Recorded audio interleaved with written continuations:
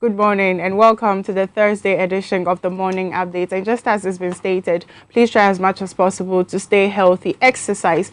Dementia is one thing that you do not want to experience. In case you don't know, I remember I used to live with an old man and woman who eventually had dementia, and he couldn't even remember his children, and it was very disheartening. And see, if this is something that we can prevent from early stages, then I think that is something worth listening to or paying keen attention to. Once again, good morning to the Morning Updates. My name is Nana Abena Sewa, and as always, we'll give you headlines that the newspapers are reporting. Also, you see Wisdom Header Jome later on in the show giving us the news, and my co-chair will also chair the newspaper review. Eric, good morning. Abena, good morning. You sound very dull this morning. I'm catching a cold. Are you sure? I'm very allergic to cheap perfume, and yeah, one of the guys in my office, he overdid it.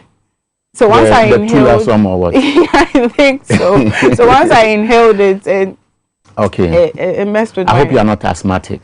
No. Okay, I'm just really. Some people don't know if they are, but it's good to hear, because sometimes when you get the attack, it can be very, very disturbing. This morning, I'm in black because I want to join those who are mourning Sir John. Oh, yes. He's one of the politicians who didn't really become the hated person at the top when you talk about politics, and those are the highest level.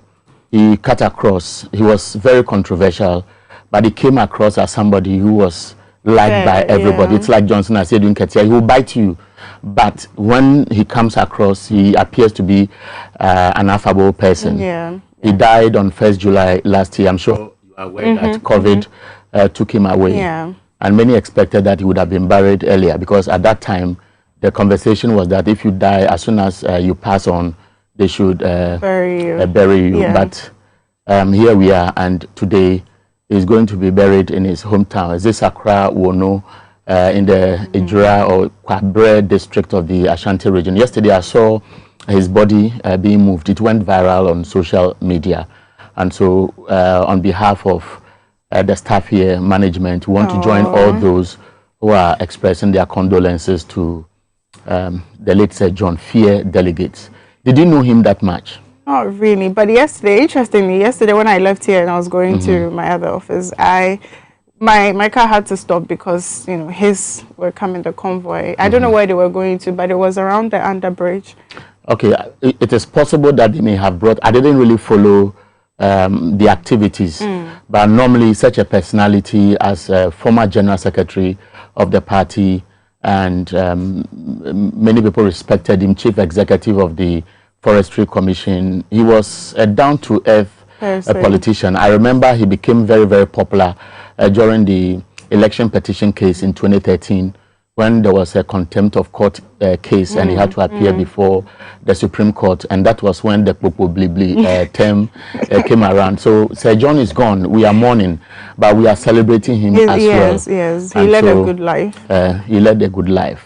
But I would have wished that his village would have seen some facelift. Yesterday, when the vehicle moved across, I looked at the roads, and it was a typical village as we know. And I would have expected that somebody who rose at that level, who served under President Kufuor in different portfolios, Eric, would have seen. Let me cut you right there. Wouldn't say hard drink. I'm saying and Roseminster Bessie Habona Power said, "Why you kumu kwina wejan kayeno?" So chances are he didn't want people to say that, you know, he used his political influence to what's it called, decorate his town and leave the others. I mean, you never know. Okay. And then Mugabe also sent this, and he says that I should say a special thank you because it came from the family of the late Sheikh Ahmed Salif Shaban through our network. And he says, one Alhaji Tanko, governor of the Tijaniya of Faila, in charge of West Africa, is supporting the family ahead of what they call the Adwa, I think the 40 days. It will be celebrated at the forecourt of the State House. I think he went to make some donation. You know, this Muslim tradition is such that when such activities are coming, they anticipate that a lot of people will attend the funeral, and so they prepare meals for them. So he sent 150 bags of rice, 50 cartons of cooking oil, 10 bags of sugar, 100 cartons of water, 15 cartons of tomatoes, and 2 cows. Wow. And assorted drinks. So we want to say thank you to Alhaji. Is it Tanko for supporting? And Mugabe Ma say good morning. Gumbe show on TV XYZ. Yes. It comes on, I think, Mondays and when the angels descend on him. Tuesdays and Thursdays. The angels, but the angels that descend on him on TV are different from the angels. The ones that descend on you already. All right. So people, before I introduce Obobia Dako Opoku, I know that today you eat and but before that, no, please get X natural mineral water to open up your intestines, because once I work there for about 8 to 12 hours until I farm in one so na e be enter sa wo didi na eduane no afem na I say also there is a Losing herbal products no until me sure I say eduane oba be twitwitwe wa na we je ointment ni bi na eja wo de afa honom and also say obetimi age Losing herbal mixture na kasa no ebema wa pomudin, so if you have body pains and also be clear the body pains for you as well. Now there is the law care mixture for women and ba Mr. wa CC ohun na for obasima ebia na won be chia match bi na enema bi na koye bibi o so to dem make me sure so what my sent Mr. wa na wa je law care mixture ne Delayman capsules oba na CC no ho na ode be chia na so what prepare now they share. Yes, say opportunity is luck is when opportunity means preparation. So preparation means opportunity. So I say you never know where your luck will shine. And also the Black Secrets makeup to look as natural as I'm looking now, Mr. Wana. Watch a Black Secrets me. And then one of my friends, I bought the lipstick Black Secrets lipsticks ni before. No, or catch me say or J lipstick ni and none man say, Mommy, why are you dressed like Sandra? And so George and I create your own brand. And I don't know. Without further ado, I'll introduce to you the very special lady in this house who has been advising us, giving us motivation. Princess Obobia Dako Opoku. Please stay tuned.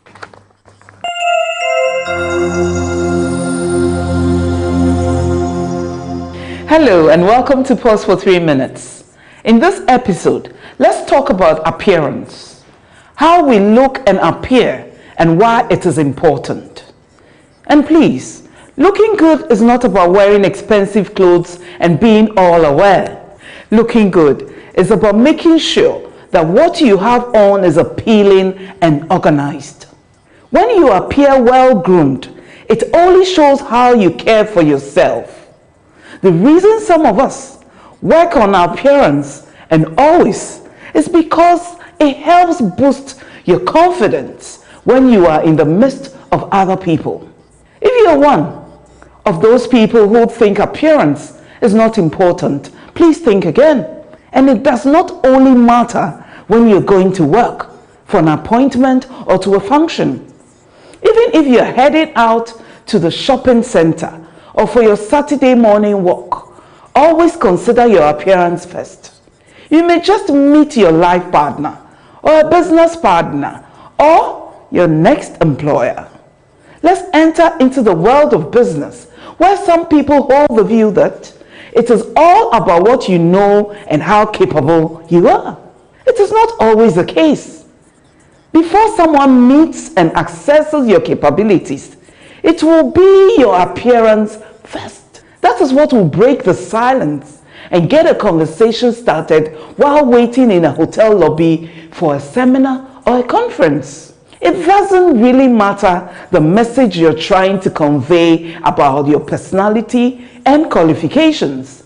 The first impression will always lie in your appearance. Good grooming is very important to gain your self-respect, even in the workplace. You simply cannot appear at work or a function if you're a lady with your hair looking like you just rolled out of your bed and with crumpled clothes and unpolished shoes. Before you step out next time, please consider some minor things about your appearance, something we often tend to overlook, yet it is essential. As my sister Miss Nancy quotes from Edith Head and Rahel Zoe in her new book, Xyz, you can have anything you want if you dress for it. It is a way to say who you are without having to speak. Get a copy of Xyz and thank me later. Thank you for your time, and remember to follow me on Facebook at Pause for 3 and on YouTube at Pause for 3 TV. Pause for 3 is sponsored by FlexiPay. Endless possibilities. Obobia Dakon with her advice. I always like her smile. She wraps up with a very infectious smile. Yeah. Now, and what is really going to bother a lot of people is a 13% increase in lorry fares. Now, from there, if he in Sawam Erebankran, now in Canon Netia, according to what the Daily Graphic is reporting, Netia 6 cities. Sisia if in Sawam Erebankrana or 6 cities 80 pesos. And Minimeden Nipa Pete in Sawam, what's a Kaswa, they are living, or what's a Michelle Camp, Mirishwana, what's a in Cranuncotin. So, and a Pebianas if in Sawam Erebankrana, a bit you 6 cities 80 pesos instead of 6 cities. Now, say Erisana, you are likely to pay the same amount. Now, say Aye Jumana Wakotia 1 tuma. You can imagine the impact because this is going to affect the price of almost all the commodities. Yeah. 13% increment is huge. Now, what is really worrying me at this stage is the controversy between the GPRTU and concerned drivers. The concerned drivers say, them 13% now what to do no uswa. Yeah, because they wanted to do 40%. No, 40%, but statement we issue in was for 20%. The 20% would have meant that it will condition the drivers to operate efficiently because once we juma no what sales what the car no random it is a one sales no what to ma not sure the one juma no bayeden, and that is where drivers need be, especially long distance drivers or friend intercity drivers ebi ofinkran or Kumasi ofinkran or Tamale. On my drivers need be all pedal way and shim, and then it will result in fatalities on our highways, and that is one issue. Which is done a penny per p. But it's effective on June 5. That is Saturday. Inti seru tukwan ana eko baby a wukotokunuma shemu kakra. If you look at because if your salary hasn't been increased, that. The to me shemu kakra. Which kakra means over shorty last week of the month. I don't know what is on your mind. Tomorrow is Friday. We'll be opening our phone lines and we'll speak a lot. We want to ask you what is on your mind. Ibinomo say this issue about census. The finance minister said it's going to cost Ghana around 540 million cedis. Many pictures be on Facebook with school children lying on the floor, gutters which are supposed to be constructed. Say census over the years. Ghana Statistical Service, the narrative that when we do some census, we'll get the data, have a better appreciation of the location of people, the needs, etc., etc., and that will help government to plan development of this country. No, the means or the whole. Abeni bi obebebia ma open onye me there or the vote bebre no yen, so they shelve those things. So at this stage under COVID last year no called a census and we comfortably deferred it to this time because of COVID. Why can't we comfortably defer it and use that money ebia yen first can in share free SHS yen infrastructure so that within a year we know that problem is solved. I don't know your mind, Abana. Is Ghana well, you have the papers. Yes, the Daily Graphic. Actually, I think I would want to start with what Harry Naijisu is saying on the page 17 of the Daily Graphic because of what you mentioned. Now, he's saying that, what's it called? The majority leader actually calls for review of the 1992 constitution. According to him, this is a time for reset, and for us, there can be no better time amidst all the changes to take a look at the constitution. And this, I couldn't agree more. Also, on the front page of the Daily Graphic, NDK's 1.3 billion Ghana cedi claim thrown out of court, whereas the national security operatives acted wrongfully. This is coming from NMC with regards to the manhandling of the yes. Time also. Oh, wisdom is around the corner. The papers are there. Don't worry at all. I'm sure Abena will come and share some with you before she speaks to the National Union of Ghana Students. They are speaking out now. So why the Rastafarians and not the textbooks which are not in the schools? Well, don't go anywhere. After the news, Nkomo Piyo.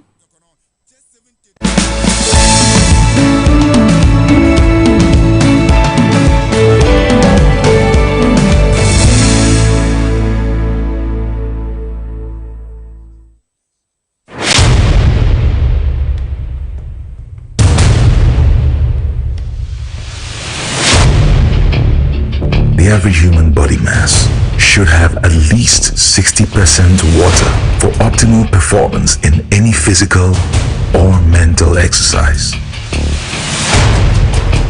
We can help you maintain it naturally.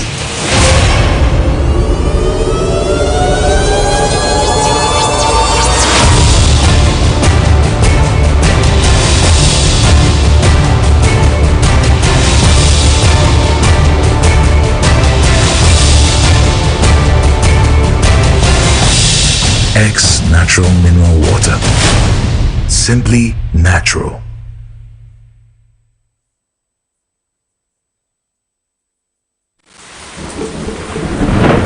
Peace of mind is very essential in your journey to success. For Akwesi Papa, peace of mind means having a proper covering over his family. Literally. For Araba, aka Injection Mama, it's about having the funds to complete her advanced nursing course. And as for Corporal Odami, it's as simple as reporting on time for his shifts. Sometimes all you need is a simple push. At Needs Microfinance, we have tailor-made loan packages for salaried workers under the Controller General's Department. With the low interest rate and quick wahala-free process, you are guaranteed of a timely solution to get back that peace of mind, literally in 30 minutes.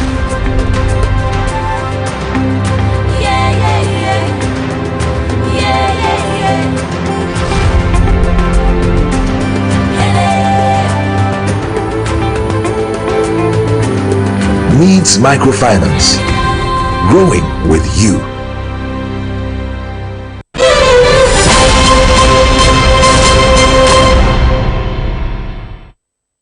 And it's that time of the morning again where we update you on all the running stories. Coming up this morning, transport fares increased by 13%, but some driver unions are bitter. Also in this edition, Charles Edubuahin stokes more controversy as he contradicts Finance Ministry at vetting. This morning, we shall share except and responses from yesterday's vetting. Also, commemoration of June 4 uprising with that key architect, now late J.J. Rawlings, to be commemorated tomorrow, and a little later, late NPP General Secretary Sir John to be laid to rest in his hometown. My name is Wisdom Hedejime. Please stay for details.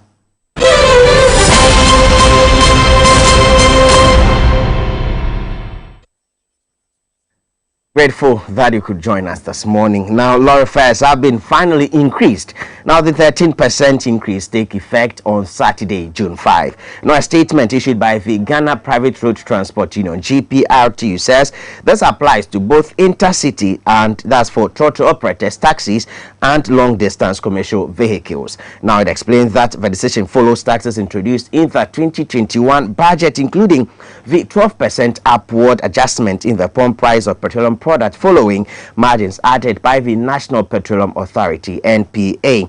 Now, GPRT is advising passengers to ensure drivers stick to the percentage increase. Meanwhile, another driver union, that's the Concerned Drivers Association of Ghana, is rejecting the 13% increase. In a counter statement, the rival union say the expected at least 20% adjustment in fares to commensurate with the price of spare parts, fuel, and other commodities. Now, it has also issued a 2-day ultimatum for a review that they will advise themselves. It says they are prepared to face any form of intimidation by anyone from the national security or any other state agency. Now, let me take you to Parliament, because Minister of State Designate at the Finance Ministry, Charles Edubuahin, yesterday had a tough time responding to critical questions on suspected issues of conflict of interest and some transactions by the Finance Ministry, particularly regards to the issuance of bonds. Now, he has contradicted claims by the ministry that his firm, Black Star Brokerage, has not been appointed as an advisor to the ministry. MP for Bolga Central, Isaac Adongo, had earlier alleged that the appointment of Black Star Brokerage and Data Bank, owned by Charles Edubuahin, and Finance Minister Ken Ofori-Atta, have made 856 million cedis in fees, and that's on Ghana's loan since 2017. He admitted his firm was directly involved, but said they did not participate in the Eurobond issuance, therefore did not have any engagement or sign any engagement letter or paid any fees. Here are excerpts from yesterday's proceedings. The answer to an earlier question posed by the Honorable Minority Leader. The question was whether your firm, Black Star Brokerage Limited, is engaged as a transaction advisor to the Ministry of Finance. And you said no. Is that correct? Yes. No, the question was asked was, have we ever done business with the Ministry of Finance? Okay. So the question was different from what I posed? Yes. It's different? Okay. Is that firm a transaction advisor to the Ministry of Finance? Your firm? Black Star was selected as one of the advisors for the International Capital Markets Program, which include the issuance of the Eurobond. In total, I think there were over 10 firms that were selected. But for the Eurobond issuance, even though they were shortlisted as one of the transaction advisors, they did not participate in the Eurobond issuance, and so therefore did not have any engagement or sign any engagement letter or were paid any fees or did any business with government. The Bank of Ghana issued a notice to the general public, number BOG/FMD/2021/34, and they stated that the Ministry of Finance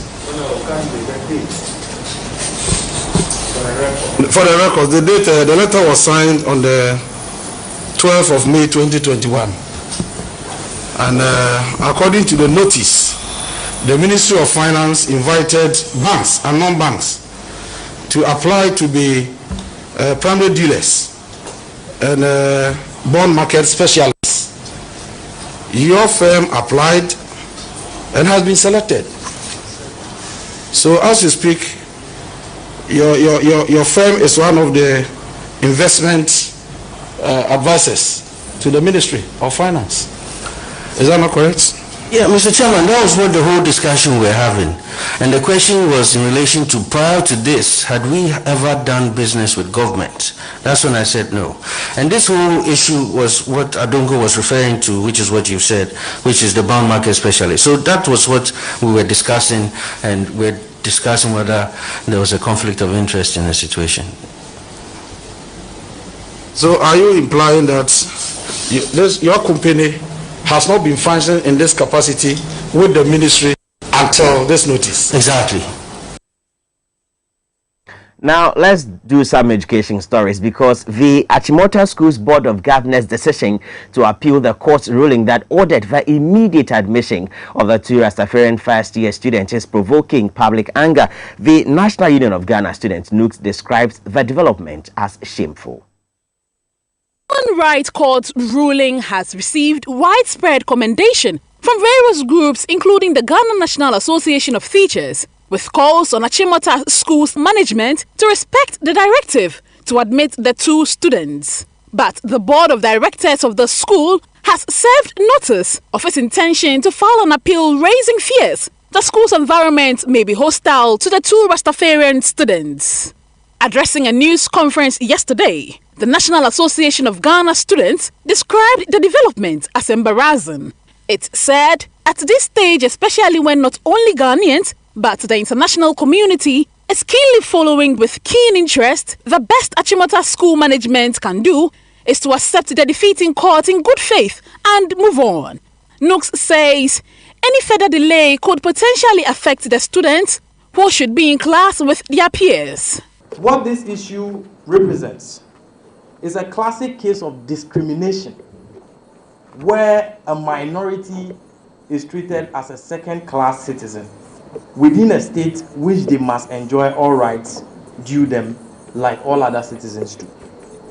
It is a woeful scar on our democracy that at this point, a student should be dragged through this quagmire in a bid to access education which he qualifies for, simply because the said institution does not regard his identity and alienates him for simply being who he is. The National Union of Ghana Students hopes such level of crass discrimination will end henceforth, and urged parents of the two victims to proceed by sending them to the school. We at the National Union of Ghana Students strongly disagree with Achimota School, and we discourage the school and its management board from pursuing this appeal action they have threatened to pursue. We condemn similar actions of marginalization anywhere in the country other than Achimota School, whether it's a small school in some village somewhere. We condemn it. We urge the parents of Tyrone and Ohiniba Kweku in Krabia to proceed and send them to school, just as they said they will. And we encourage the public and all students of good meaning who seek the freedom and rights that are enshrined in our constitutions to be enjoyed by all, to support them. Now let's turn our attention to public reaction to what now critics describe as the growing impunity among persons drafted into the National Security Secretariat. Now some Ghanaians blame recent show of force, assault and Rambo-style raid on government complicity following its reluctance to sanction persons involved. Well, let's hear them. Security is very poor.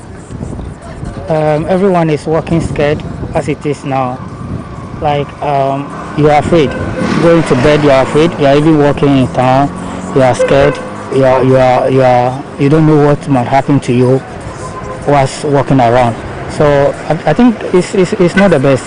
Yes, there's security lapses, and I think the government is aware that the citizens are in fear due to one or two things that happen in the country. So it's not the best. Security situation is not the best. Security issue in this time,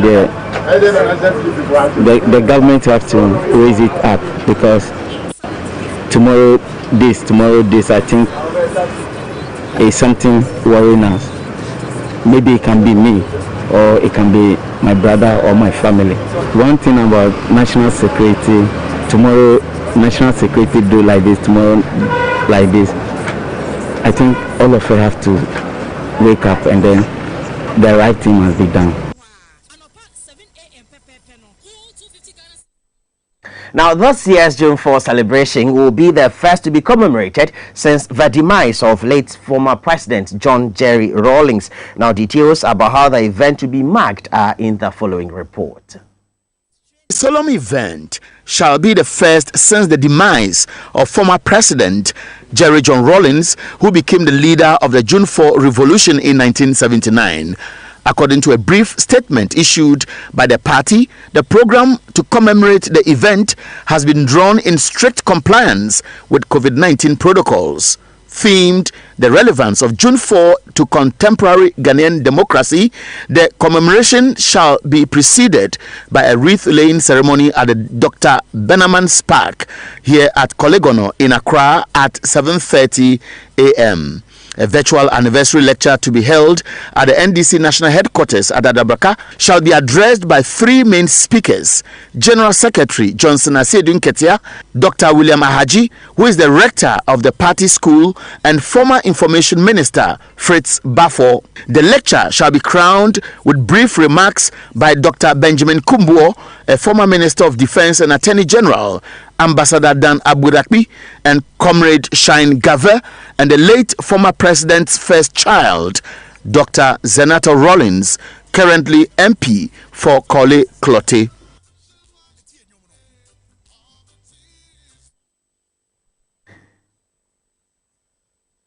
Now to some another very emotional story, and the late NPP General Secretary Kojo Owusu Efriye, popularly known as Sir John, will finally be laid to rest in his hometown today. Now the Barra service will bring together top politicians across the divide and several well-wishers across the country.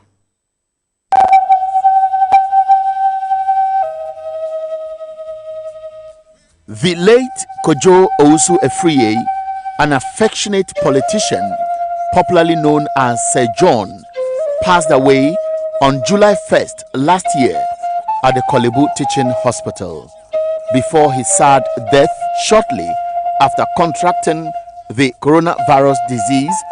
He was the chief executive of the Forestry Commission.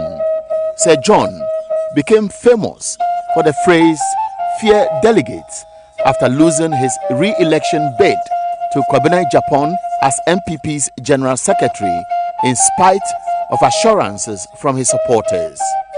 The body of the late Ghanaian lawyer and politician, according to the funeral arrangements, shall continue to lay in state from this morning to midday at his hometown, Sakra Wono, in the Kwabre East District of the Ashanti region, before it is moved to the family cemetery for interment. Aside President Nana Akufo-Addo, his vice and key government appointees, his burial service is expected to attract top politicians from both divide, former appointees, MPs, and ordinary party supporters because of his affable character during his active days as a leading political figure. Final funeral rites shall take place today at Sakra Wono Junior High School Park till dusk. A Thanksgiving service in his honor shall be held this Saturday, June 5, at the Sakra Wono Seventh-day Adventist Church at 8 a.m. The late Sir John studied political science at the University of Ghana before enrolling at the Ghana School of Law where he graduated with Bachelor of Laws. He entered into private law practice in 1981 and has served as a solicitor and counsel for the Supreme Court of Ghana. May his soul rest in peace.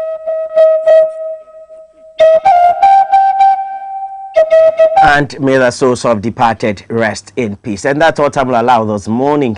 As always, you can log on to myxyzonline.com and get yourself updated. You can also follow us on all our social media handles at TVXYZ Ghana. When we return, Nana Abena Sewa Ochadie Bonsu is speaking to Nooks. Good morning.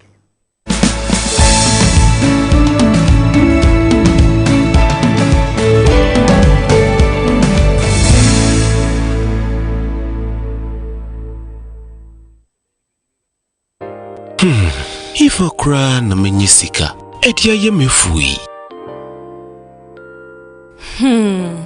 Ehin fa na menya bosia edia tre medjuma yimu. Kai kura mabre miye bosia ato taxi fufu. Suhum Rural Bank. Suhum Rural Bank.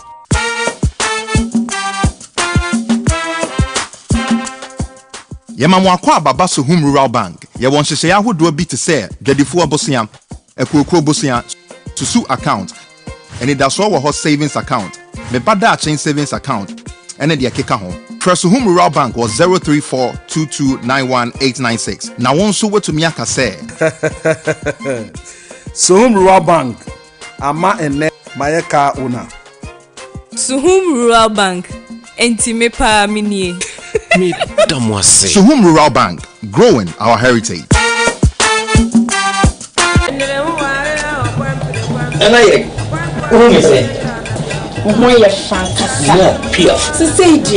we in charge when you feel one casanga. Losing the layman capsules. A mob system go to Juma yet dream. No bread you must have with Shankasanga. No, near. So, Losing Lotte, Mr. And let's see you. I'm always if you want you're free to come to I say for so me boom down them see me dear someone. See what Losing Lotte, Mr. Losing layman capsule. More your brain more and Losing Lotte, Mr. Losing layman capsules. Do you know what you feel? Delay man capsules and men do if you do what they cronkwan and a low care mixture so a pay for a ma woman new for anyone I want if you do what train song can FD Ashisha sa a jedi and crato you mo adia to muse a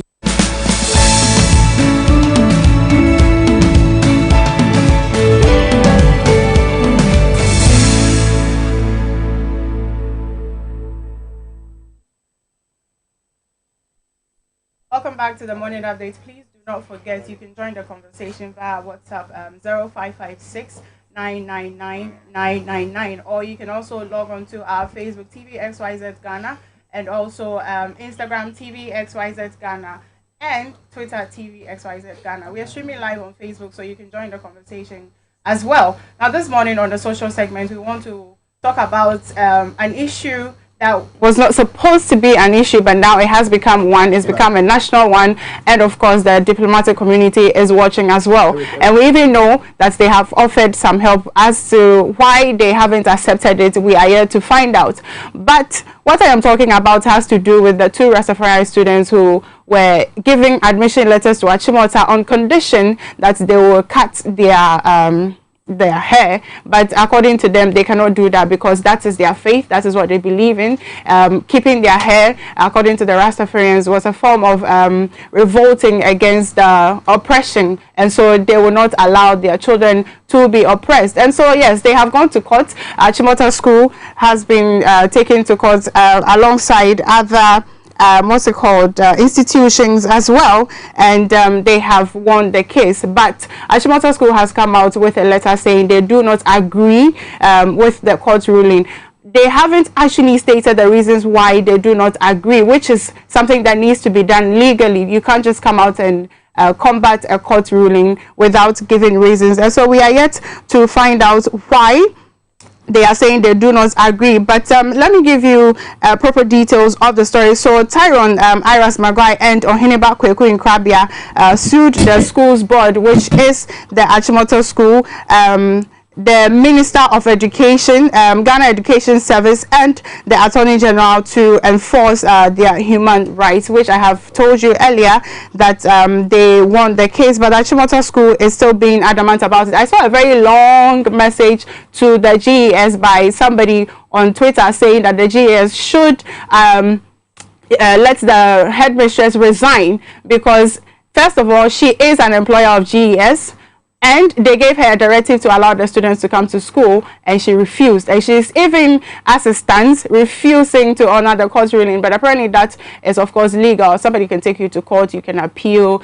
But some also believe that the appeal has to do with the fact that they want to frustrate the students and the parents from continuing with the case. This morning in the studio, I have with me Julius Kwame Anthony. He is the General Secretary for the National Union of Ghana Students. And we'll be talking about the Rastafarian students issue, of course, but also we would want to ask why NUGs have been quiet over a lot of issues. Good morning. How are you doing? Good morning.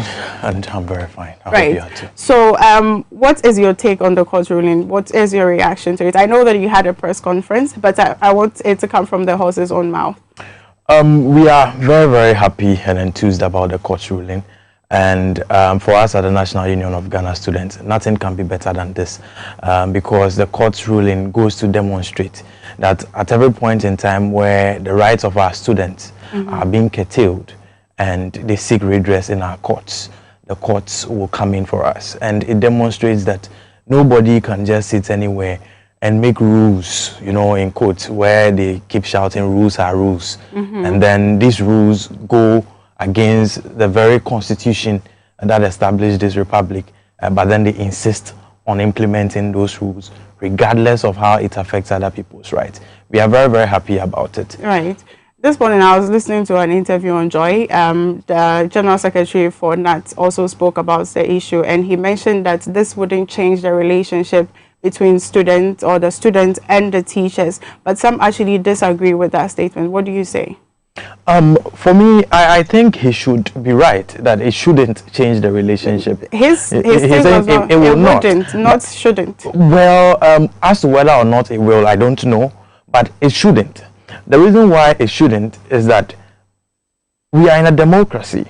The courts have made their rulings that this is the position of the law, that the rules that you are implementing in the school are inconsistent with the constitution, are inconsistent with the human rights laws guaranteed by our constitution. So you should proceed and admit the guy. I believe that an institution as astute as Achimota School, with its great alumni and all that, who believe in the rule of law, should accept this in good faith, allow things to work for everyone, so that at the end of the day, you know, domestic tranquility exists, good academic environment is encouraged, and everyone is happy at the end of the day. So I believe that there shouldn't be any problem with the guy. You know, the issue with saying that everybody will be happy at the end of the day, because a lot of controversy have been arising from this. A lot of people are saying that this means some people will also get up and say, my religion says I should wear a singlet to school. Some will say that I'm not supposed to be wear footwear to school, and so everybody will start asking for their rights. Isn't this going to be very chaotic? Now, you see, in the ruling that the High Court has made on the Tyrone Maguire case, that ruling has given clarity to all these issues about other people coming out and saying that their religion says they should walk barefooted, they shouldn't, you know, wear anything, they should be naked and all those things. The ruling, if you read it into detail, demonstrated that first you must establish that you belong to this particular religion. That is one. You must also establish that what you are doing is in connection with your religious practices. And in the case of Tyrone Maguire versus Achimota School Board and one other, they established that you must also demonstrate that denying you that, you know, so-called right you want to, I mean, have, goes to deny you your religious rights. Nobody can just go in Ghana here and remove things and be naked on campus and successfully demonstrate in courts that it goes against this or that religion, because you must first establish that the religion exists. The practices are there. Those things are the expectations of the court. So before the court makes any ruling to favor you, the evidence adduced must demonstrate all these things, and I doubt people will be able to do that. Then secondly, what people are losing sight of is that our society and what people do is connected to many, agents of socialization other than the school. The case of Tyrone Magai is different because his parents are Rastafarians. They've been so all their lives, and this is how they raise their child. If I were the one in the situation, if I kept dreadlocks and want to go to school with it, my parents would not sue with me. He's a minor. Yeah. He sued, through his dad. My parents will not do that because it's not our belief. So it won't suffice in the first place. So we wouldn't have the situation where everybody rushes there, because Ghana is largely a Christian and Islam, dominated country. You barely see people coming with all other strange things, because they wouldn't have the same backing as Tyrone had. His parenthood background is Rastafarianism, so they stood by it. Other people will not have all those conditions around it. So the idea that all these things will be happening is far-fetched, and it's the extremes of arguments people go if they can't make any serious points to back why they want to marginalize and discriminate. Another thing has to do with the reasons why mission schools were built. Now, it was, first of all, to spread the gospel. If it's a Muslim school, it spread their religion as well, and also, of course, to educate. So, as a responsibility of the student, and even to some extent the parent, when you want to go to a certain school, you do a bit of research. I remember before I chose my secondary schools, I had to check to see if they offered the courses I wanted to offer, try to get their prospectus and go through. So in this case, wouldn't you blame the students and the parents in the first place? Well, because these backgrounds were supposed to have been done. Well, in the case of Achimota School is a secular school. It's not a mission school. So people of all religions, backgrounds, and creed should be tolerated and accepted in Achimota School. And if Achimota School had accepted this and demonstrated that, we shouldn't be here in the first place. But going into institutions that are religious-based schools, we should be able to set a clear dichotomy between the mission of those institutions to spread their religion or those other missions they have aside education from their mandate to educate people. If we are able to set that clear dichotomy between academic work, education, training in school system from their missions, that is religious missions, we shouldn't be having any problem. I, for example, am a Catholic, but I don't stand for the idea that everyone who comes to a Catholic school should be forced or indoctrinated into Catholicism. It doesn't make any sense. We should set our mission, to, spread the gospel, to win souls and whatever. We should be able to separate it from education, because education's rights, as they have been, established in the Constitution, are not intertwined with religion. So you cannot force people that, to the extent that they are within a Catholic school, they are in an Islamic school and all those things, they must intertwine their educational pursuits with your religious practices. It's something that shouldn't be happening, and we've tolerated it for too long. Right. What does this fight mean to the entire student body? For us as National Union of Ghana Students, we believe that this fight, goes to demonstrate that at every point in time where the right of any student anywhere in this country is curtailed or threatens to be curtailed or is being curtailed, our courts will have what it takes to come in. And we believe that we have students who have the energy in them to fight. I mean, look at the psychological fortitude of Tyrone Magai. Look at the psychological fortitude of Ohiniba Nkrabia and all the others involved in this. They stood the test of time. They waited on the courts, the media hounding of these young boys all over, and then they stood all this and survived and won.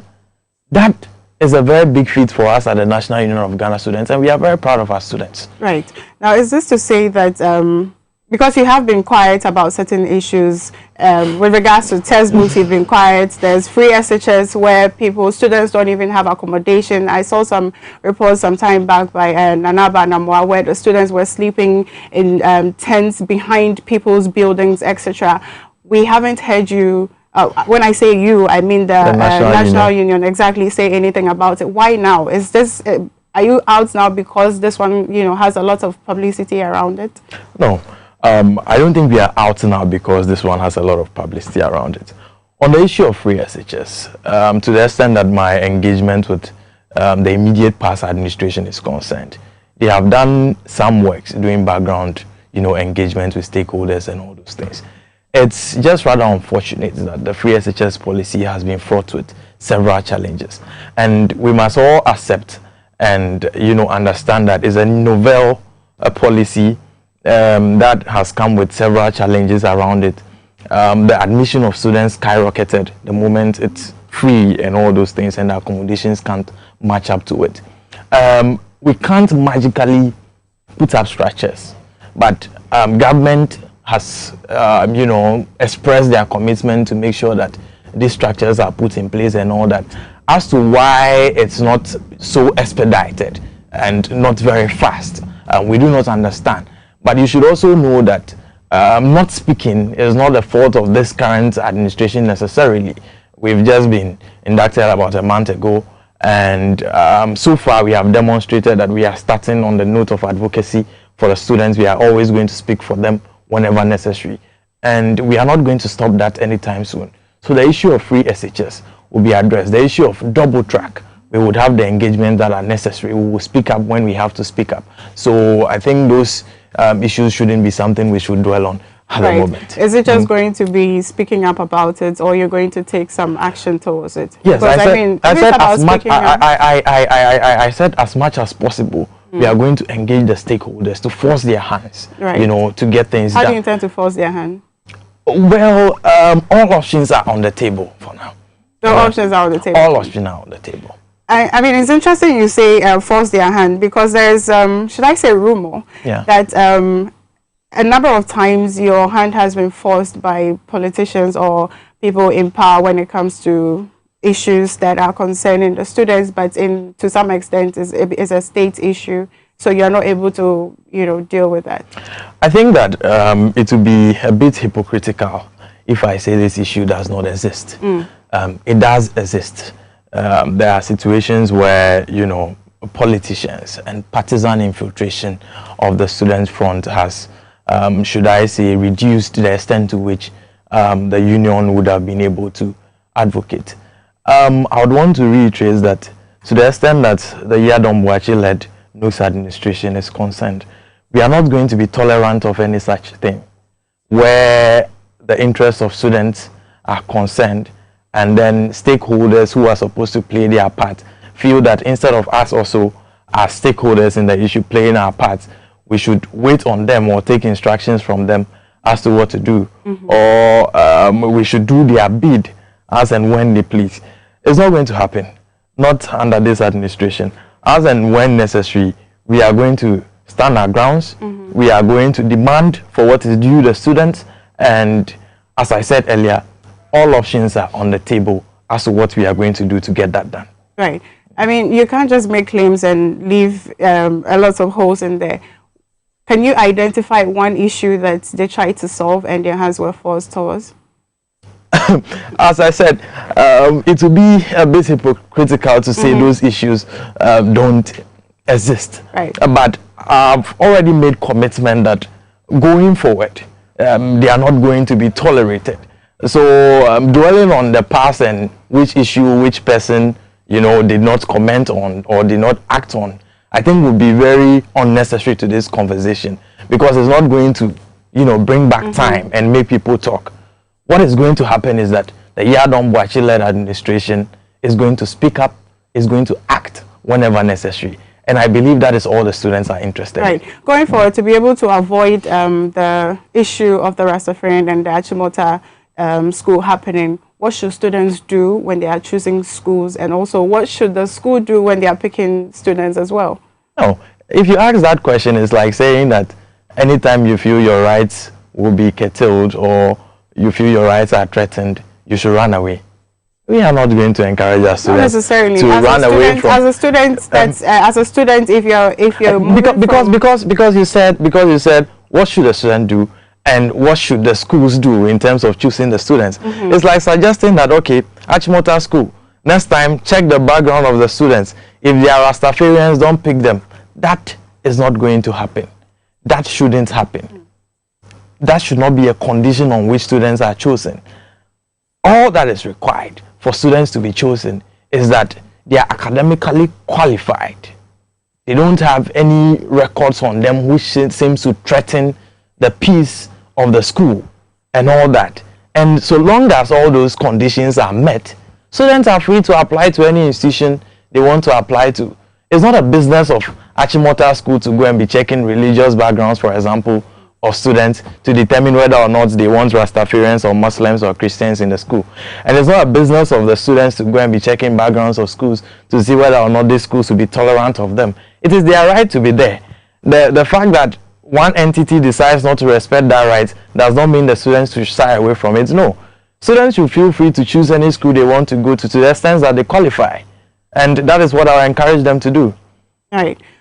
Thank you for talking to us this morning. It's been insightful talking to you. But we have also heard that the school says they should come. I think there's a picture of one of the guys, Tyrone, exactly, on campus taking pictures. So we do hope that going forward, we don't hear any issues about banters in the school or any form of antagonism towards them in any way. I hope we wouldn't, because already Achimota School has withdrawn their application for stay of execution of the High Court's ruling. And I believe that's already an expression of their commitment to be more compliant and tolerant. And I am hoping that it wouldn't only be the withdrawal of the stay of execution, that they will proceed and withdraw the appeal that they are filing. That will do all of us a lot of good. It doesn't help anybody. Thank you. All right. Thank you. So this has been the social segment on the Morning Update. My name is Nana Abinasel, and this show, as always, is brought to you by X Natural Mineral Water, Simply Natural, Black Secret Makeup, and of course the Lawson brands as well. So please get the Law Care mixture. If you're a woman, get that one, and also if you're a man, then get the Delay Man capsules. And if you have general body pains, then your go-to is the Lawson Herbal Mixture and the Lawson Herbal Ointment. So Eric Ahiano is on standby for newspaper review.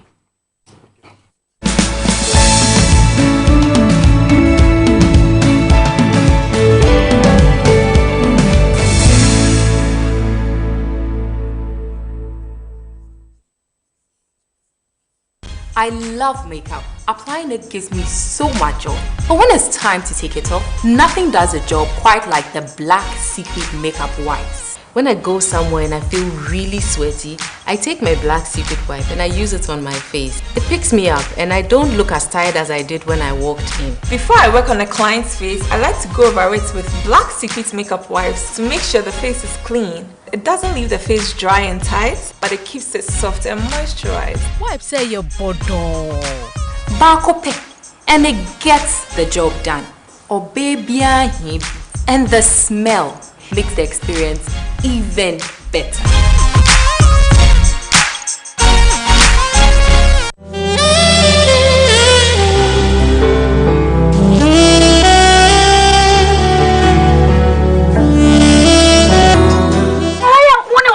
Tell me the tell me what you say, Namisa Kofa Penny. Hey! Quatin Adawrumo, me yonko quatin, Nadawruma. And when you know ye Diania so do that them and I may feel said Dabon, Anna quatin, Ebre Medru. They drew the Bremen, sell Lawson Heba, Mister. Nemesis me perchy, and me who know what you trim, and me just my drunku, and me say, Nana no can tell me. Chasso, and Pro, and your uncle. What the Lawson Heba ointment. Mississippi, me go to drink, me perchy. Me who know yaw, me see one, not a trimini now, me no ye Israel. Echo, me benefit you come yaw on a hanon, on the echo, na malaria need it was a good. Lawson Herbal Clinic 0242 133 577. And your mapping for a ma woman manufo, any more fra when you feed do. Lawson Herbal Mixture, any Lawson ointment, and what's a diet?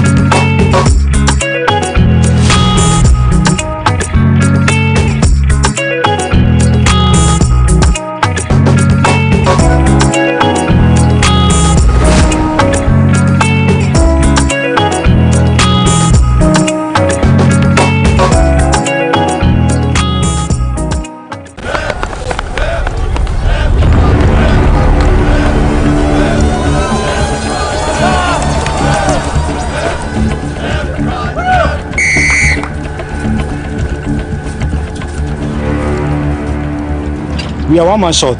Should we invite him? Yeah. It be old cargo. Can I join you guys? Yeah. Always drink fresh, natural, mixed mineral water.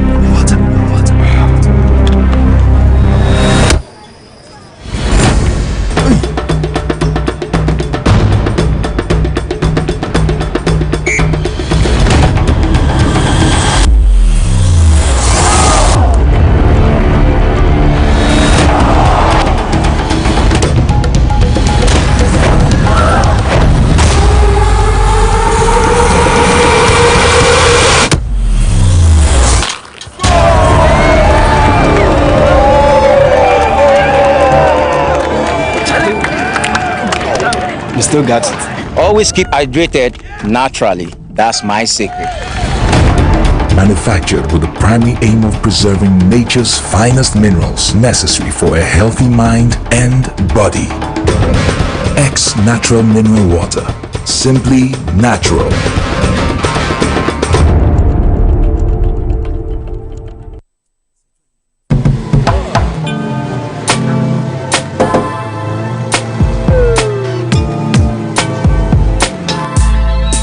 Welcome to AutoCheck Vehicle Diagnostic and Licensing Center. I hear my car can be checked here without going to so many Accra. Sure.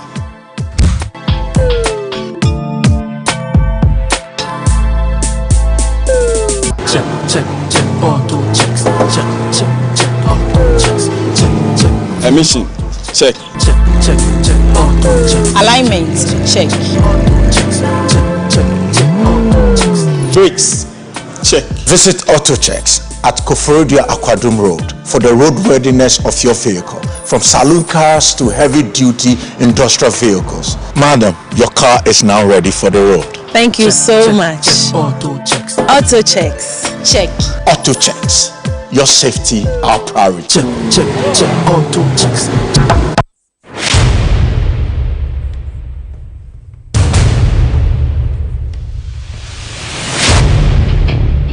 The average human body mass should have at least 60% water for optimal performance in any physical or mental exercise. We can help you maintain it naturally.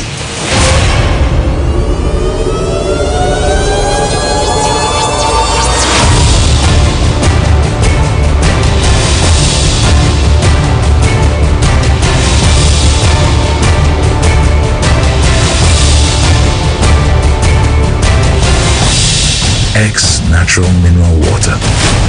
Simply natural.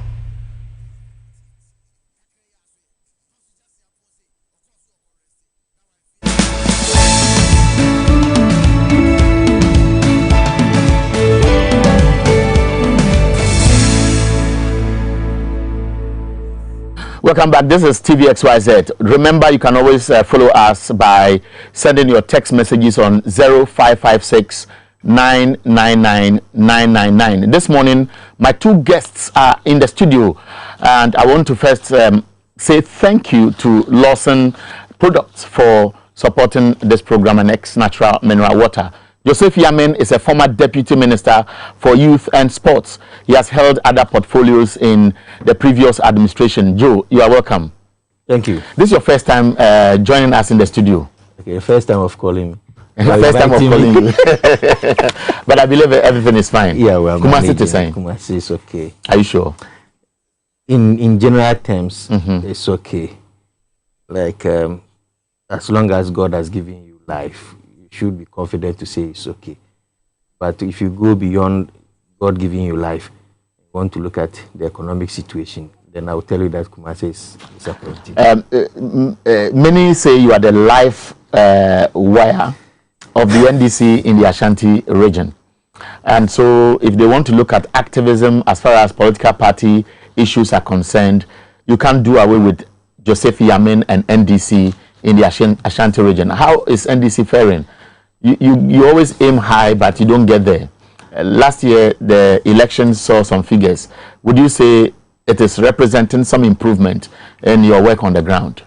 Yes, you see, the NDC, if you look at the numbers comparing them to that of the MPP, then you say NDC is not doing well in Ashanti region. But if you want to look at the figures generally from the country perspective, then you can say the votes the NDC is gaining from Ashanti region is significant enough, because I think apart from the Volta region, this level is both OT and this thing.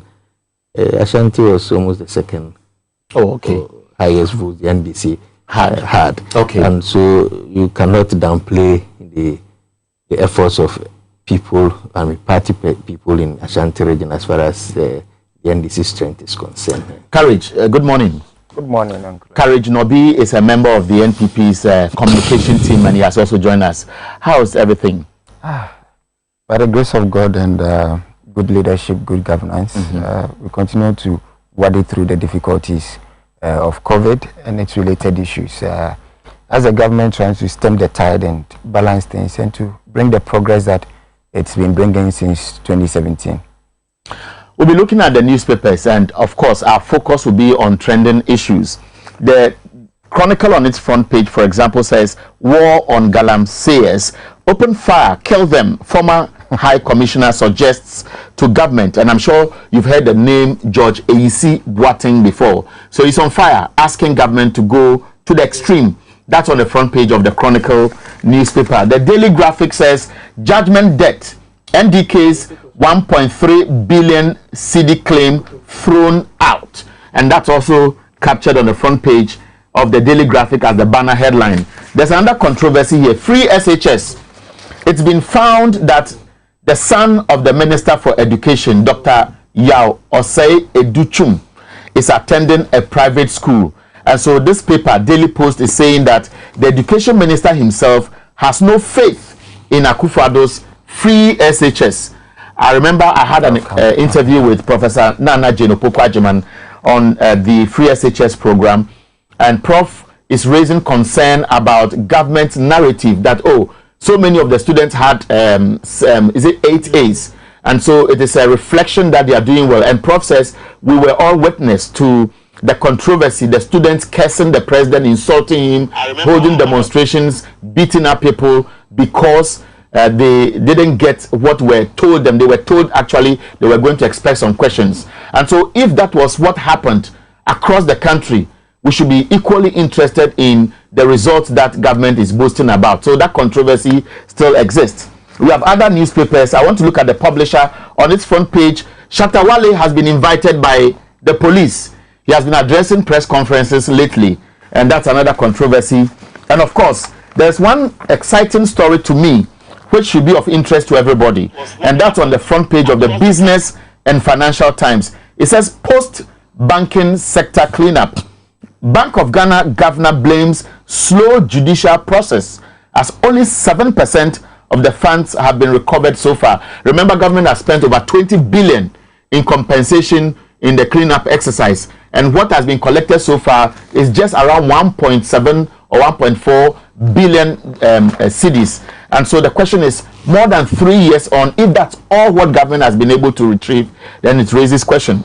But this morning, Fantini Beke de Watu ka akotiem nti ono kire de se ofi ifi memenda etu kwana ko biara hye ho den mo kotokum onye duru osande sika edibetua ka akotua no obokosor sen ma eritua ni sesia ono ya sama oda yana akomoda yepede ye chekere yana adwen. That is not all, of course. We are going to talk about lorry fares. We are going to talk about Achimota School. It's good to hear that the school administration has decided to withdraw or hold the decision to appeal the Human Rights Court case. And so the students are expected to go to school. But that was after pressure kept piling. Not the Attorney General's office, the Ministry of Education have all told the school that there's nothing you can do at this time. And I find the position of the Ministry of Education very exciting, that the school cannot unilaterally decide to go and appeal the case. That's good. But this is the same ministry which some few weeks ago appeared to be playing double standards. Whether it was pleasing the old students or pleasing the board of the school or otherwise, they were not firm enough. And so why now? These are the issues I'm thinking that we should wrap up on. And what happens to Wesley Girls High School next year, because that issue was not resolved. The funny aspect is that it appeared to have been resolved, or the excitement around the whole conversation toned down, because after all, the fasting period had ended.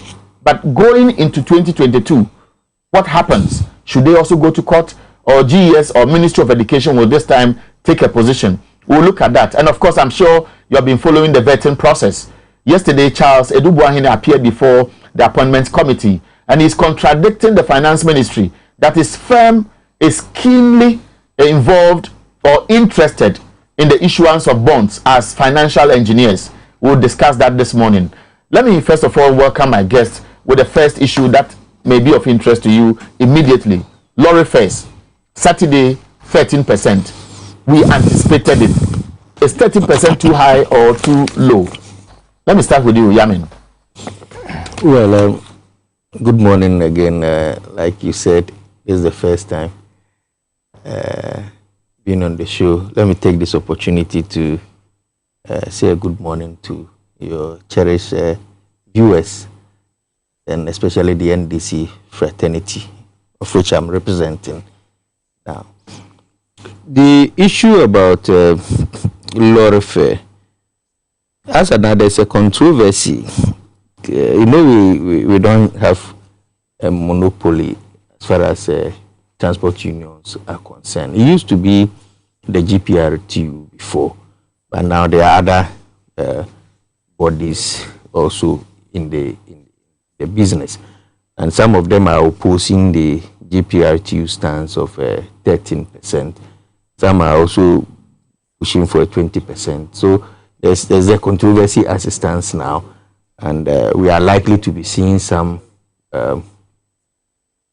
issues coming up, because when you are boarding the car, you don't know which union the car belongs to, and there are those you call freelance, or like you have in journalism, freelance journalist. It doesn't belong to any association, any organization, any media house, but it's also a media person moving out. So there are cars that do not belong to any union, and they are also on the road and decides how much they will charge.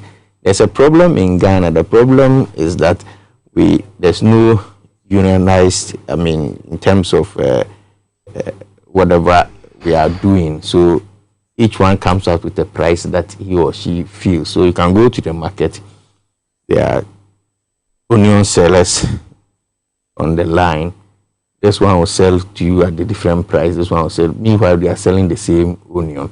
And I think that the regulatory bodies are not doing enough as far as these are concerned. So whether you want it or not, you just either buy it the same way or you just move around. So the possibility that this confusion, where people are standing with 20% and others agreeing to 13%, is likely to bring out some challenges. And again, if you listen to passengers who are clients of these transport unions, are also saying that it's difficult. I mean, 13%, if what is agreed between the GPRTU and the government is anything to go by. I'm not even talking about 20%, even the 13%. People are raising issue that is high, looking at the economic situation we find ourselves. It cannot be something that will be accepted by anybody in this country, because when you are increasing one commodity and the amount that the person uses in buying these commodities still remains the same, then it means that the person who is going to buy will rather suffer. The point is that when you increase lorry fares, then you will be boarding the car out of your salary. Your salary still remains the same. Then it's going to have a negative effect on you.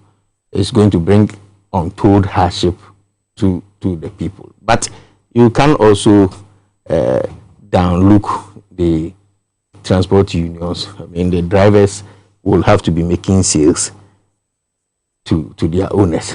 So if the fuel they used to do 20 cedi sales yesterday has been increased, and their owners are still maintaining the 20 cedis, it means that the the driver will have to do some magic to be able to get the 20 cedis for the car owner, just to keep him in business. And if he is to do that, will put pressure on the passenger who is a client.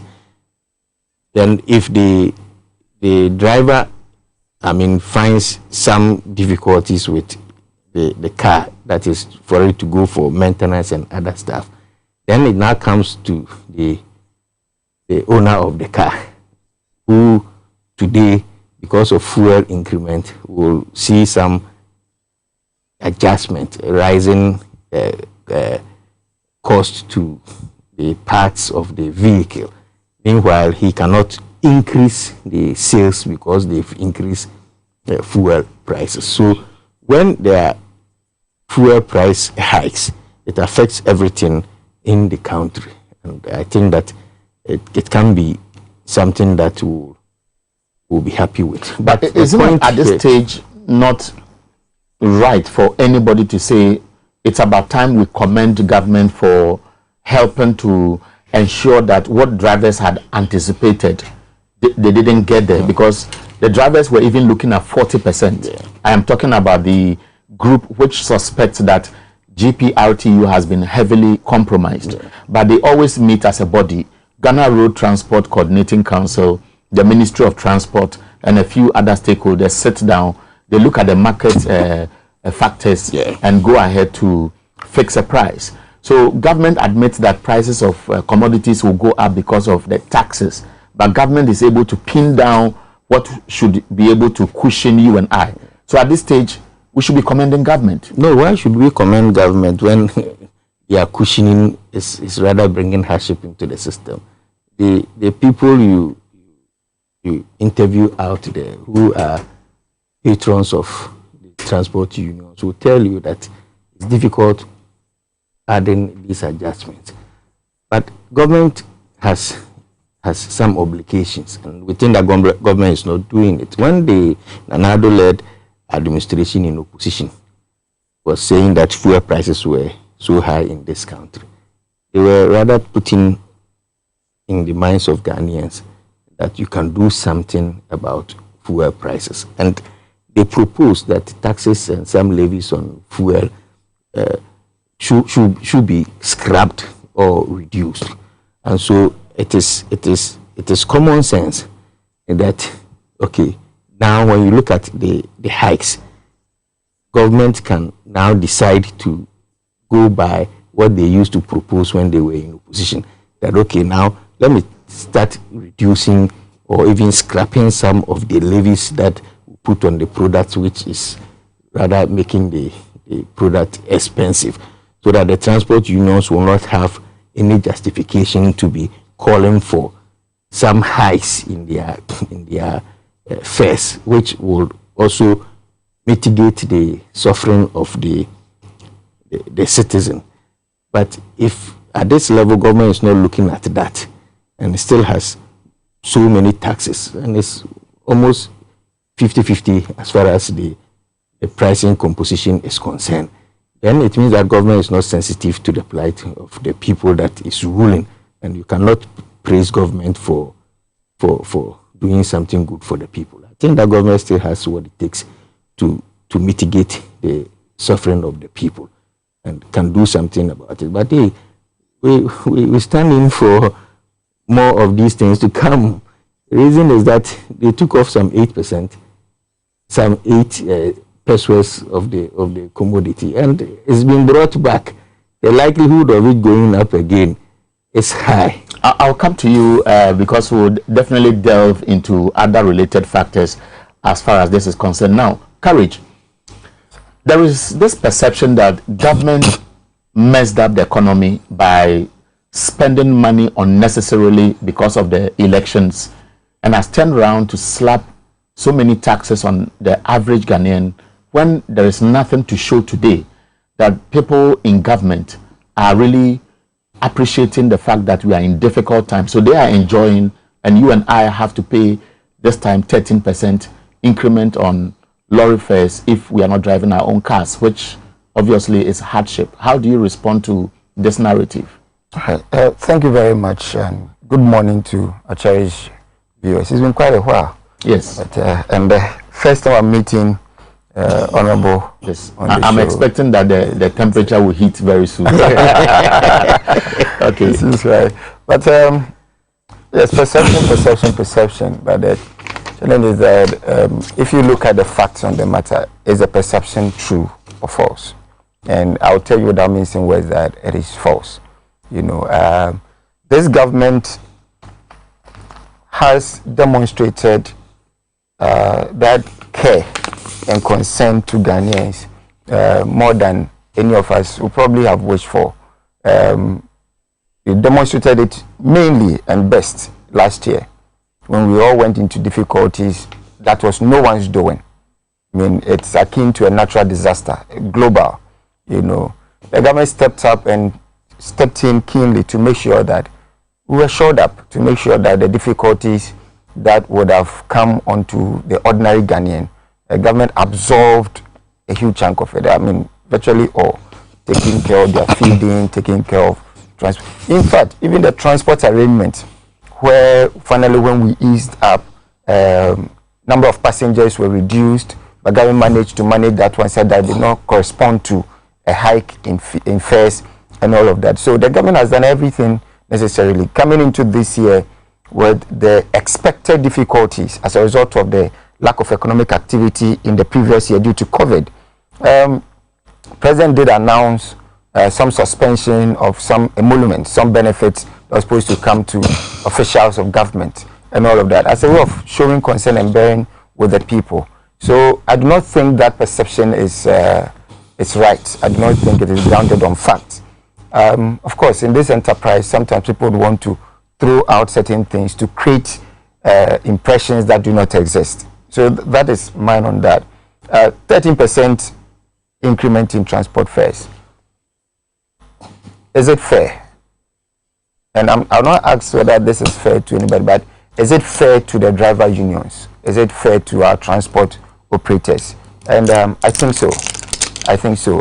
They've done so well over the years. From 2020 coming, they've done so well to understand and to bear with us and to share. I think it's about time that we return the favor, you know, by also showing them up.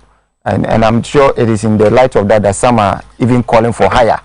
I think there's supposed concerned drivers, you know, some was talking about 40% in February.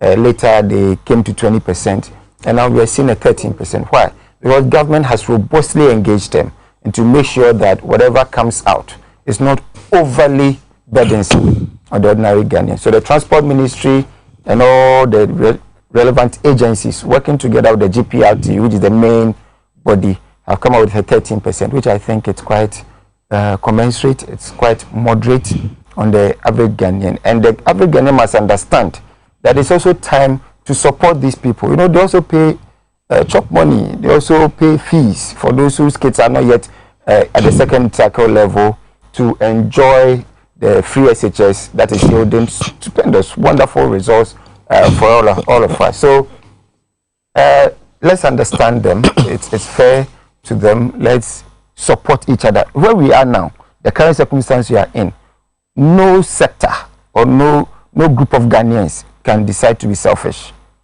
It is a luxury we cannot afford.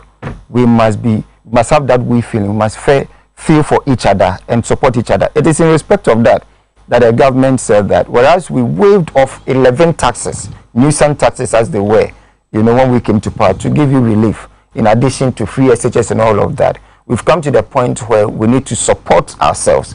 So introduce some, let's say, new taxes, a 1% increment here, to levy and all of that, just so that we're able to keep ourselves ashore as a people going into the future and all of that. And I think it's only fair that we come together as Ghanaians now, support each other, support the government, support the systems, support the driver unions to also be sustainable, to be able to also put food on the table for their family members. If you listen to drivers beyond the leadership of, let's say, GPRTU, you get the impression that you won the elections in 2016 riding on the back of drivers and creating the impression at that time that the previous administration was wicked, insensitive, fuel prices were so high, and you have been to government, if you look at the prices of the fuel commodities on the market, it has more than doubled. Yet, whenever they want to get increment in lorry fares, you twist the arms of their leadership and so end up with meager figures that doesn't satisfy the average driver. That is what appears to be the anger on the ground, and for which reason we may be seeing this driver union springing out of GPRTU. Don't you think that the narrative that, oh, you think government has done so much, is rather going to make them angry rather than appreciating the concern, and so their car owners, for example, will get the relief to increase the sales brought to them? Okay, thank you. I think, for instance, in 2016 February, there was fuel price increments of about 15%. Before then, there had been a series of others. If you check the cumulative fuel price increment, all right, 2009 to 2013, that was about some 24%. 2012 or 2013 to 2016 was about some 29%. Under this government, it had been around 8.4%. So clearly, this government has managed that sector better. This government has been able to weather the fuel price increment, the rate of increment, far better than the previous government had done. And that is what we promised them, and that's what we're doing. What it means is that if you're paying about, let's say, roughly average about 5.86 cedis per liter now, what could it have been? Let us slap the 24% under Professor Mills or the 29% under President Mahama on it and check. You would see that you'll be paying around 9 to 10 cedi per liter now. But why is it 6? It is because you have a government that's proactive, that's managed the sector better, and all of that. And for the concerned driver, it's difficult for me to address them because I don't know what status they hold. You know, in these days, any group of people can just come together and design a letterhead, put press releases out there, and all of that. But I will stick to the GPRTU. I do not think that the leadership of the GPRTU is being anything to even try to allege unreasonability. You know, these are leadership. These are people who have been with the drivers union for this. This is not a leadership that came into power just because NPP is in power. All right, it's a leadership that has been all these years. So what has changed?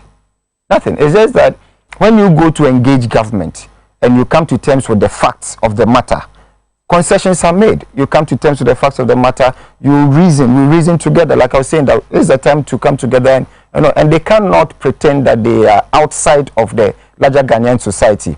We are within the same context. We are all having. Okay, so let me take a quick rebuttal from Joseph Yamin, and you do your rebuttal, and then we move on. Joe, it appears all is well from the position of courage. I'm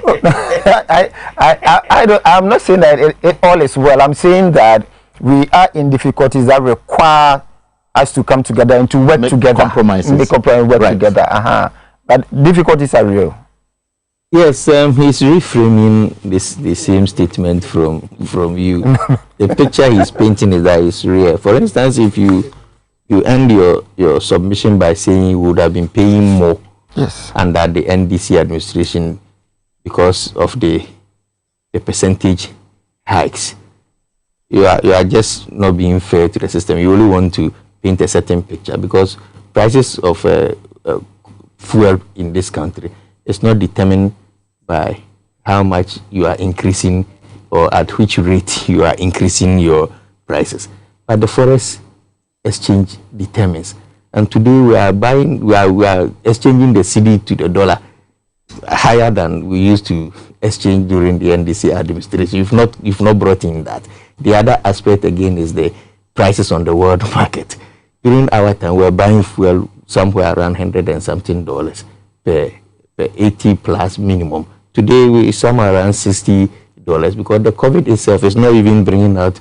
I mean, people are not even buying it. So the prices of these commodities have come down. If you want to do the tabulation, then you know that even if we were to be doing those hikes under the NDC, prices would have been less than we are buying today. But you sit here and you are telling the people that's because we we are not increasing it at 27 or so percent. We are managing the sector. That did it happen at that time? Because that seems to be. That's what I'm saying. That the point is about the world market prices. The point is about your exchange rate, and that determines how much you buy fuel. So even if you are raising the prices of the increment is 30-40%, then you have a very good exchange rate. You shouldn't be struggling with buying it at an expensive price. So it can never be the issue. That is one issue. Then the other issue is when the MPP wants to blame everything on COVID, that we are in this current situation because of COVID. I mean, I want to ask myself, is Ghana the only country hit by COVID? And what role has this government done in COVID? As we speak now, I don't see where government picked its own money, its own resources to address the challenge of COVID. Tell me, when government said they were going to mitigate the situation of COVID, and the Nanado made that statement when he was addressing the nation, the next morning, the finance minister was in parliament asking for some support to go to the World Bank to borrow. There was no money here from the government coffers. Then we had 100 million from World Bank, 1 billion from the IMF to manage the situation. So one government is saying that we are in where we are today because of COVID. I just want to understand that what did government do? As if we had gone into our reserves or the budgetary allocations, we have to cut it down because we want to mitigate the suffering of the people. Government did not do that. Government relied on the 1 billion from IMF. They should tell us what they use that money for. And so if people in America are not calling for fix the country, America is hit by COVID more than Ghana. Have you heard anybody in America saying fix the country? Have you heard anybody in Italy or in Europe, in China, saying fix the country? But those are the people who gave us the support. As we speak now, we are struggling to even buy our own vaccination. We are being given by the support that is being given to poor countries in the world. And Ghana happens to be so proud to be the #1 poor country to have received a vaccine in COVID era. Where is government struggle? What has government done? That as we speak now, the numbers that are supposed to come in are not coming in because of difficulties from the people that are supplying us. Has government been able to procure just one on its own? That the MPP will sit and say that we are struggling because of COVID. They should tell me what they have. But he suggests that government is demonstrating commitment to support the people. So we have had free electricity, free water that has been released to MBSSI to support businesses, for example. You see, my point is that as we sit here, we are being paid for the free. You know, telling us that we will pay. When we said free, it didn't mean that it was free at that time. And Ghanaians are paying. Look, there are hikes in electricity prices and people are struggling today. So it is not the issue of we have mitigated your suffering. And I'm saying that what did government do? Tell me what government has done in COVID on its own without external support. That government will say that is what is crippling the progress. So in a nutshell, I get the impression that government has simply failed, and that is why the Ghanaian must pay more to cushion the economy. Simple. And so the narrative using COVID as an excuse is not acceptable. Not at all. Thank you very much. I think sometimes when we hear my brothers on the NDC side speak, it's as though whenever it comes to conversations that got to do with the NPP government, the definitions that sustain governance architecture change. All right. The notion or the concept of free in governance world over remains the same. But when it comes to the NPP government, the NDC would have us have a different dictionary, all right, that defines it. You know, if you're talking about governance responsibility, when I was in JHS, probably when I became conscious of issues, what we call budgets, in social studies class, they will tell you that even as a Dan, our budget was about 40% donor funded. All right. At no point did we hold that Ghana's budget is 100% funded by its internally generated sources and all of that. So when I hear him speak as though it is alien to the management of the Ghanaian economy to reach out for support or to reach out for funds, it belittles the argument, and it makes it difficult to sustain any factual trend of analysis. You know, COVID, what did the government do? And the attempt to continually misconstrue what the Minister of Information said on that program, they continue to sustain, even though it's been clarified time and time over, that there was no point the minister said that Ghanaians, the new taxes that have been introduced is to pay for the 19 billion that was incurred for expenditure, COVID expenditure. The rationale is clear, and it is written in the budget. The minister represented what is in the budget. Subsequently, a press statement was put out clarifying it, and they still stick to it. That having spent about 19 billion, the thinking is, do we continue to add to that pool of debt, or we introduce an element that sustains the interventions going forward, so that we now have to deal with the 19 billion and not add up to it? And that's all we are doing. What sense does it make?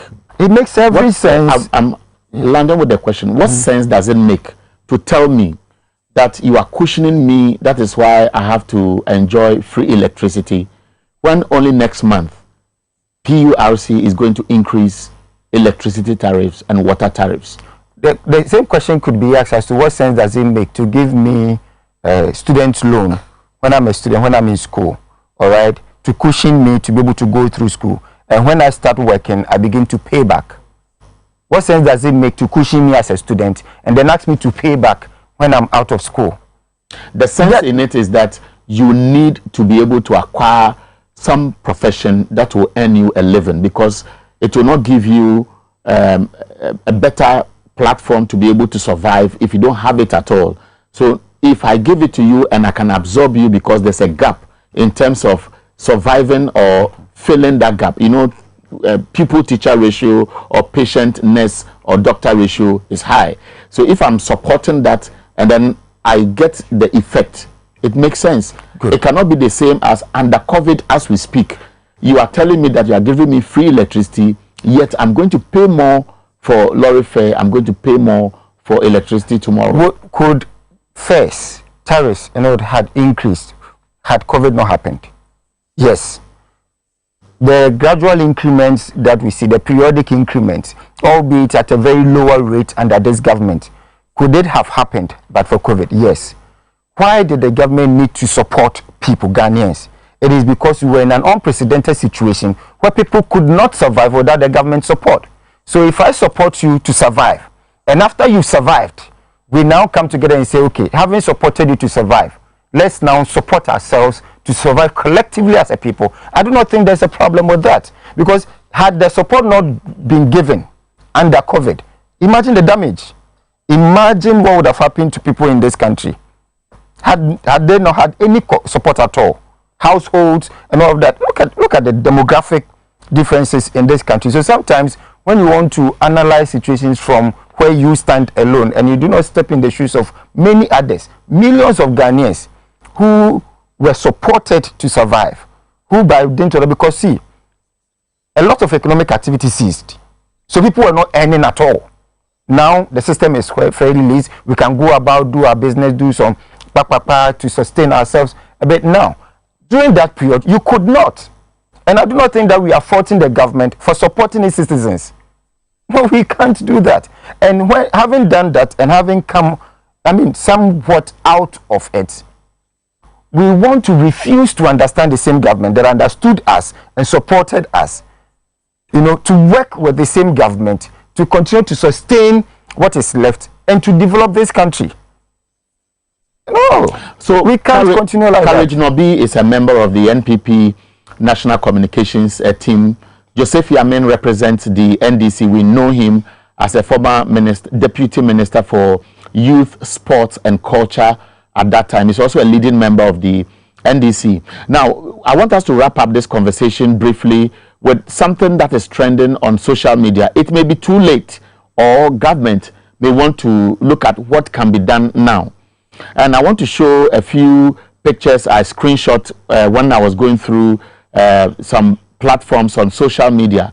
It's about the concern that why would we spend a whopping 520 million cedis on the census that is about to happen when we still need money to address issues about schools without furniture or schools without the necessary infrastructure that is needed, or fix our gutters and so on and so forth. So you realize that on the screen you would see somebody raising a concern, 520 million to count people and so on and so forth. Some come with the pictures of school students lying on the floor.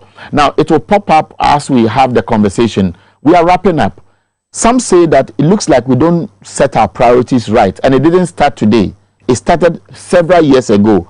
And so the government money is there, and politicians just decide that, if last year we were able to suspend the population and housing census because of COVID, and we also know for a fact that Ghana Statistical Service data on population movement of people and so on is not really what informs government's decision in the distribution of our resources. Does it make sense that we spend so much? Because finance minister says over 467.2 million cedis has already been disbursed for this project. Joseph, I'll take and I'll take 4 minutes of submission and I'll move on to another topic. I'm not coming in with any response. 4 minutes for what? Just speak to the subject. This subject. Yes. And you think we can address it in 4 minutes? Yes. We will manage the situation. But you see, this whole issue, I mean, what you are showing on the screens from social media is as a result of what my brother Courage tried to defend here. That, we are in the situation we find ourselves because of COVID, because of the difficulties. Government is supposed to do that. And Ghanaians are saying that if government is struggling to get us vaccines for the prevention of COVID-19, and government is not getting it, why would government find 500 plus million Ghana cedis to want to do a counting of Ghanaians at this critical moment? If government is struggling, and the question is that what will counting of the people do to the rising difficulties we find in our country? The government is not getting its priorities right. But you see, government got its priorities right in the election period, where they had to suspend the housing census simply because they wanted to stay in power and will have anything to do to sustain the power that they have. And so at that moment they will prefer that they suspend the counting of people, which should have preceded the voter registration but government decided to shelve it and go ahead for the elections. Now we are in a situation, look, my brother, as we speak now, people who took the first jab are not having the second jab because people who are you see, my brother is saying that it has come. The first free vaccine they gave us was 600,000. Then another 150 was brought somewhere, making it 750. Even the 600,000 is going to vaccinate 300, like it's supposed to be 600 people. 750 people have been vaccinated today, or about 800. The second jab is 300. So we still have almost about 500 people without the second jab. And it is because government has failed to procure on its own. And those that are also supporting us with these vaccines are also not forthcoming. But government is telling me and you today that it has released 427 million to the statistical service to go around and count people. Is government today telling us that counting of people in the country is more important than vaccinating its people to stay alive? Is that the priority of this government? You see, when it comes to young change in the country, what is it? As we speak now, we didn't count in 2020, but that was the right time to count. We didn't count in 2020. Did it affect anything in this country? Did it affect the voting of Nana Addo Dankwa Akufo-Addo to become president? And if we don't count today, would it in any way affect Nana Addo's governance? Is it the reason why Nana Addo is struggling to put things together in this country? That is the question Ghanaians are asking. We are saying that you don't have money to buy a common vaccine to vaccinate your people to stay alive, but you will have money to count them. Is it economically? Now, I know that the conversation or the narrative is that when we are able to get the figures and how people are distributed across the country, because it is not just about counting, it is also about asking them questions which will inform what government can feed on if it looks at the Ghana Statistical Service database. But I want you to watch this particular picture that I am calling for on the screen, which many people have put out there on social media, and I'm sure you have seen it, where they have put the picture of the finance minister, the amount involved, and then you've seen students sitting in water and so on. Does Joseph Yamin's argument make sense? Thank you very much. First of all, I think that concerning the image first, right, we need to be quite circumspect when it comes to images on social media. We have seen people put out images purportedly to be in Ghana that are not Ghanaian, verified on same platform. But these pictures I have verified, they are about Ghana. Right. But it is just going to reflect the problems. If you see the woman fetching water, it is true that there are parts in this country which don't have water, and we know where they are. If you look at the drains that need to be constructed properly, it is reflecting of parts of the country which have these problems. Children don't have tables and chairs. They are real. The question is, if at that time our priority was that let us focus on protecting the people, does it make sense if we were using that money for addressing those priorities now rather than counting the people? I think when I heard my brother speak, I come to terms with one thing and one thing only. The reason why the NDC never understand development in this country, and whenever they are giving the reins of government, we go back and back and back and back. All right? Census, you don't understand. National ID system, they don't understand. Even address system. But you see, there are primal platforms on which you launch development. And if you don't get those basics right, forget it. Intervention after intervention, ad hoc as they may be, it will bring you no results. What does the census achieve? Listing and population numbers and demographic distribution and all of that. So even transport issue you are talking about today, drainage and all of that, if you do not have accurate data to plan the implementation of those, you spend money to do those, it will yield no results. Clearly. Does it suggest that, and I'll give you time to respond, don't worry, does it suggest that the district assemblies we have today don't know the problems, and for which reason when budgets are being prepared, they don't submit that information to the finance ministry for onward discussion as a government, and so we are spending so much before Ghana Statistical Service will tell us? Okay, so we conduct census every 10 years. Why that timeline? Why every 10 years? Because the data you have is only accurate for so long a time. After some time, use the same data to plan, you'll get it wrong.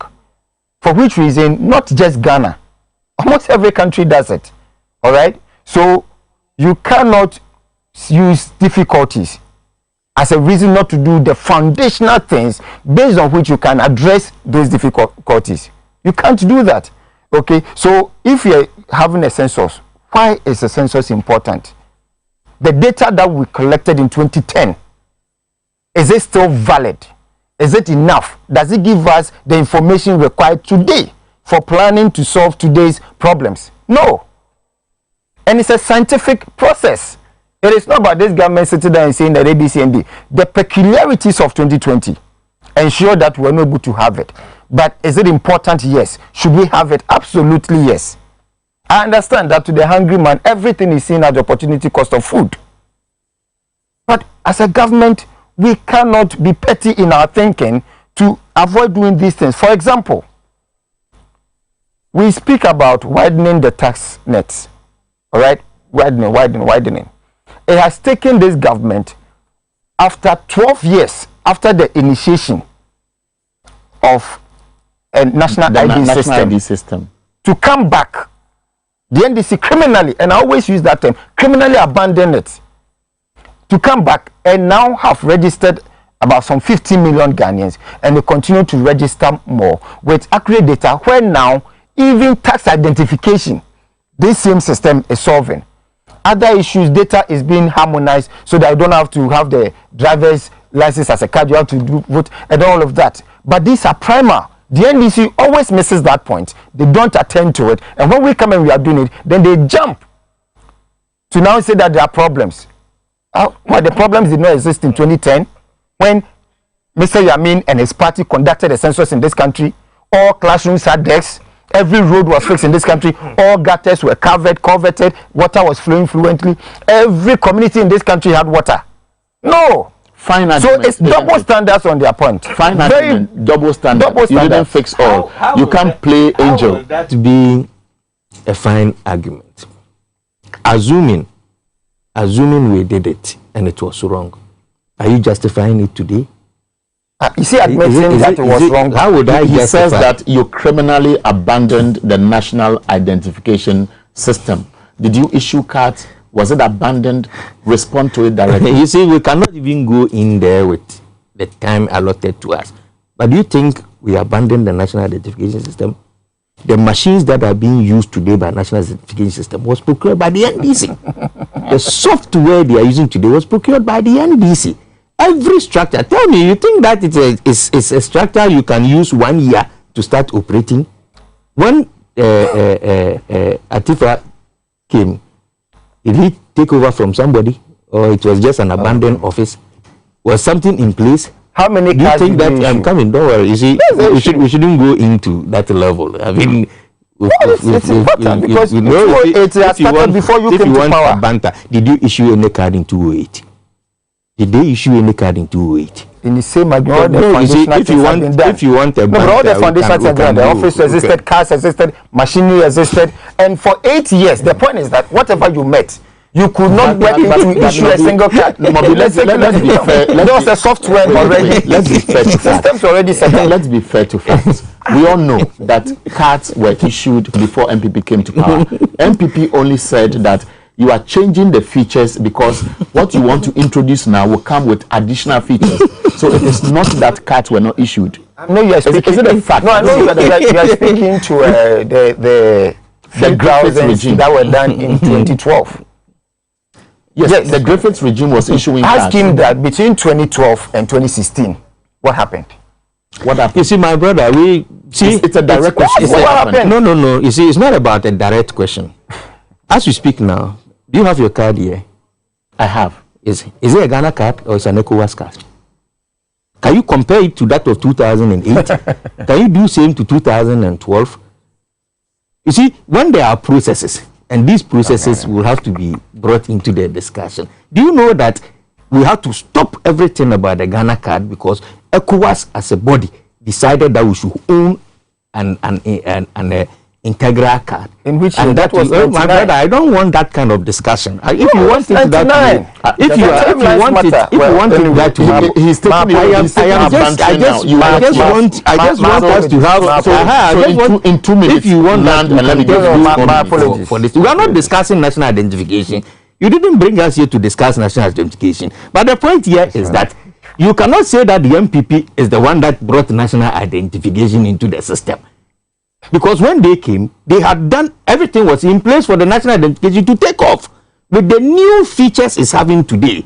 But do you think it's the best thing we are doing now? Can you use your national identification card for anything in this country? Yes. No, can you do it? Go to the bank and see if they will accept your national identification card. Apart from the electoral register, that we use the national identification card for purpose of rigging an election in this country. But MTN is accepting it. It's accepting it today. Would the bank accept it for you? Yes.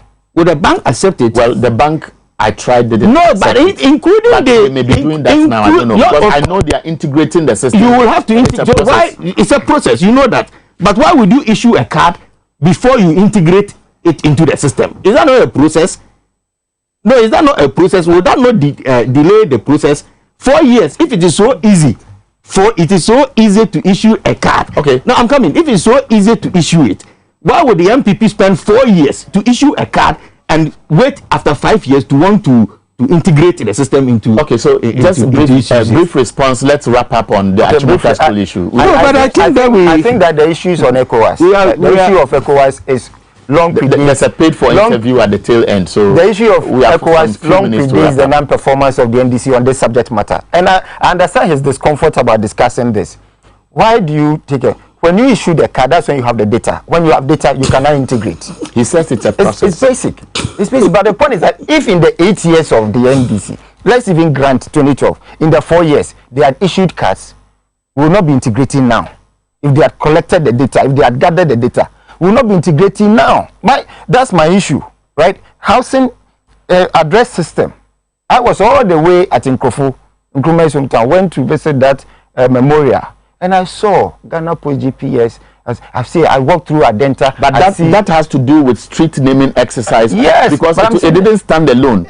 So if there was no street naming, the housing would have been useless. So we must accept that under a regime, under the then local government minister, Julius Debra, the street naming exercise was done. Government comes and then government adds the house numbering system, which is still an integral part of the ongoing process. That's supposed to be fair. That may even be on the assumption that there were no streets with names before Julius Debra became president. That is not what we are saying.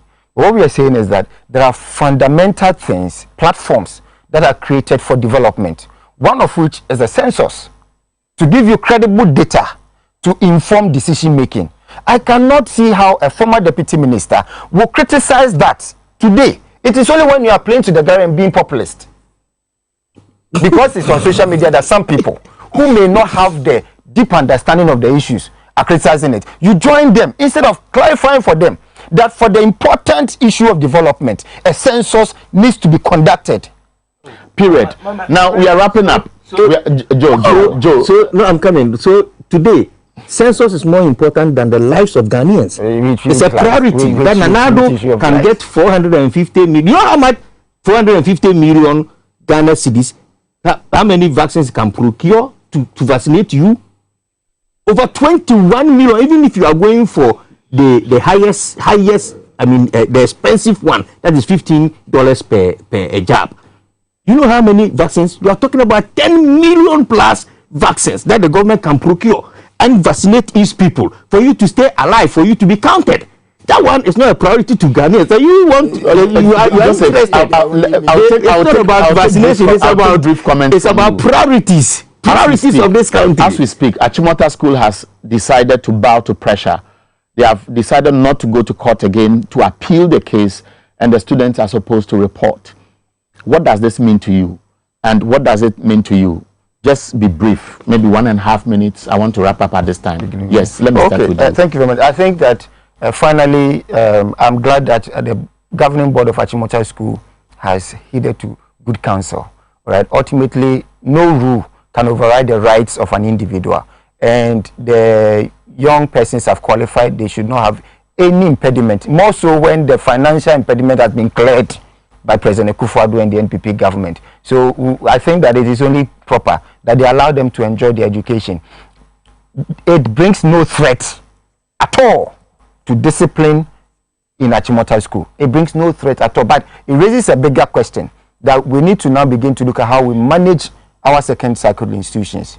Can we begin to do some harmonization of rules and all of that? And now, Joseph, what does it mean to you? Because there's an outstanding issue at Wesley Girls. The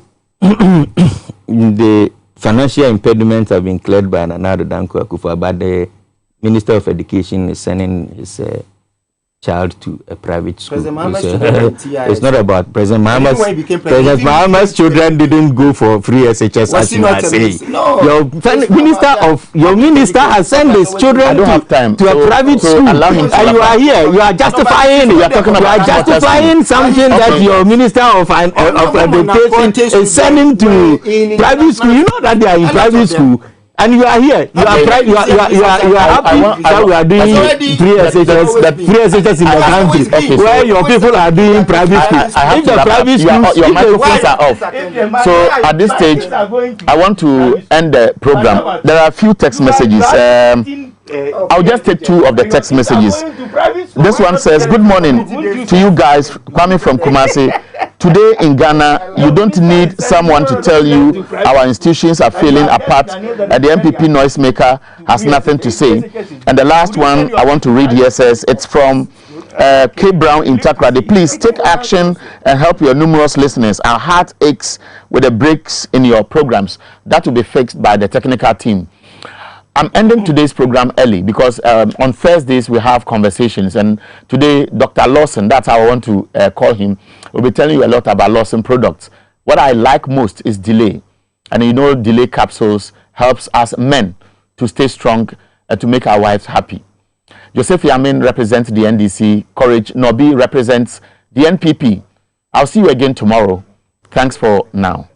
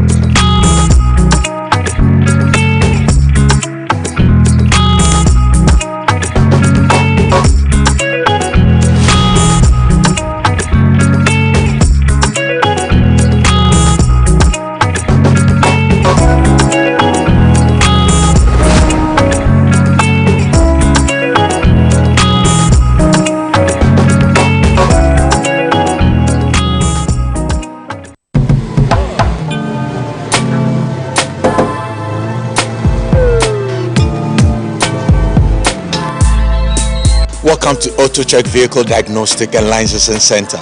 I hear my car can be checked here without going to so many Accra. Sure.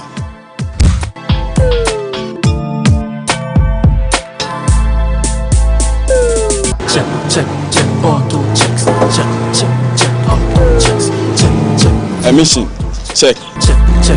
Auto checks. Alignment, check. Brakes, check. Visit AutoChecks at Koforidua Aquadum Road for the roadworthiness of your vehicle, from saloon cars to heavy-duty industrial vehicles. Madam, your car is now ready for the road. Thank you so much. Auto checks. AutoChecks, check. AutoChecks, your safety, our priority. Check, auto checks. Peace of mind is very essential in your journey to success. For our Kwesi Papa, peace of mind means having a proper covering over his family. Literally. For Araba, aka Injection Mama, it's about having the funds to complete her advanced nursing course. And as for Corporal Odami, it's as simple as reporting on time for his shifts. Sometimes all you need is a simple push. At Needs Microfinance, we have tailor-made loan packages for salaried workers under the Controller General's Department. With the low interest rate and quick wahala-free process, you are guaranteed of a timely solution to get back that peace of mind, literally in 30 minutes.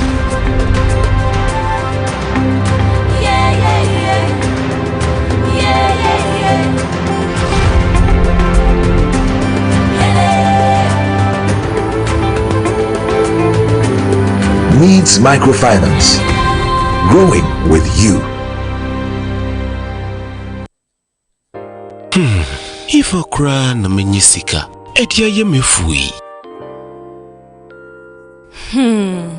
Ehin fa pa na menya bosia, edia tre.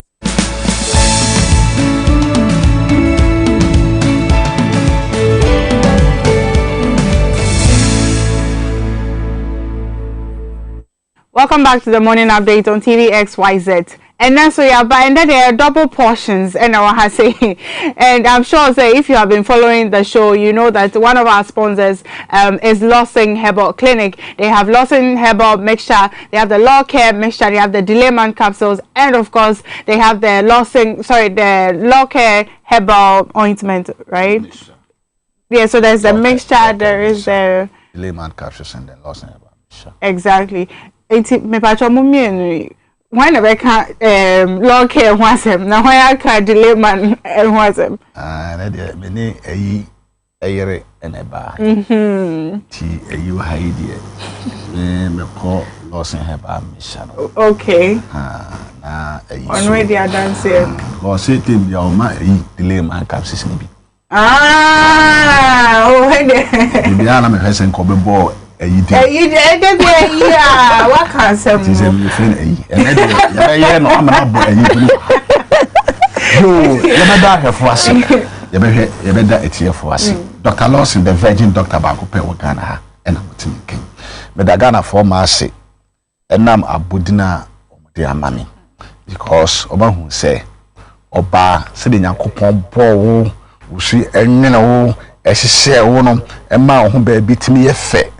So na sa no mani nyina ebidie ehun atechema no omu hu se Law Care Mixture etimu omode omo ebi se omo lawyer ebi se Law Care di omo asem emawo eno de meme eyi edi ho adanse na Dr. Lawson edra mi ankasa mede atome ho aye fenom Lawson Herbal Mixture mede ho adanse you can Lawson Herbal Mixture. Obi bisa say, Dr. Lawson, didn't now day a drone at all. Matana say who say Ghana ha. You near ye no if I can say na kwa starch. You can start here the anya banche a mo a brew any barrier no. And me a queen. Na yari bia no e wona chiwade and I'm pay Ghana 40 ase. It me oba maso ye ha. And yari bia na ba so a me do teku sempo na se captain na dama dabi.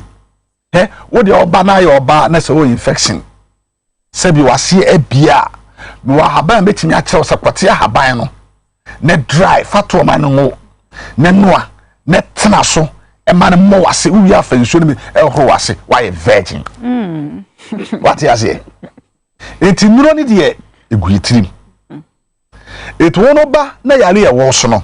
Me kire wa duro ne se obetimi akope bi na no anu untu ataku untu asempoa untu adamanfa mame because oba ne se bia malaria na how na busa obi ni aba ma me aberewa uni boma gu achi uni num tree uni Christmas tree o ka so uni say me say malaria na chiwade no no kope bi na no anu wonu anu ma e dia hotoso abrew ohun ama ho chese entine hwe edoma womopu eko drug lane akope Lawson Herbal Mixture because yare na chiwade no ebi wa aduru no mu etwo ba nesa honam ya na wo so a wonim say etimi den krampan dia na awo no yetimi de no ko tuti yare fe ni stroke edua fe na okuo wo ya edua moko eyi stroke aduro eku kuro enti ehwe ahodena wo Lawson Mixture obi okita poma timinum 10 bottles no atop ma akone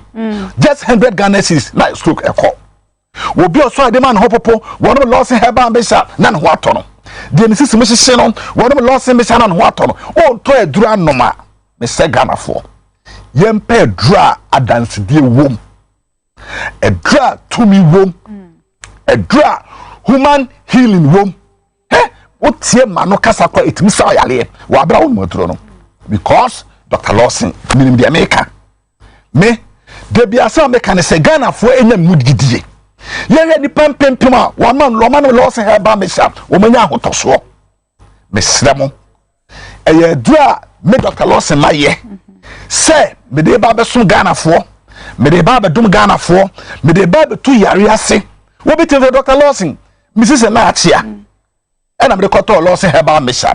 Me no 10 bottles no year me call hospital no. Me doctor e check me BP or see BP no abnormal. We be say na me sugar level no was so.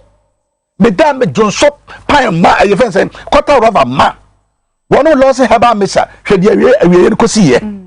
wabeko na sugar level na kama because wubenya yare efe ni stroke wa na sugar level was slow o cholesterol na was slow enti mo asisi actress na nya adwuma veins na nyina mo asisi to abem akoma na bread na no me te etunum loss measure na a flash system no nessa system ni active aye kama na blood na flow emoja ni na akoma na wa gina home etimesrem pelos heba measure ni bi etono mesama mo studio harum no obi akopɛ loss heba measure ni bi ntono mo enti say pe wo problem for Dr. Loss number na for doctor drugstore be bia e ho no clinic no men for say bra so be 1000 Ghana cedi 2000 dabi me yes akwa ma brain yakopon enua ne yakopon dia cheyen and odi nimdia na begu yetiri si yan fan sabi before ye no bibi duro me nya abrofu do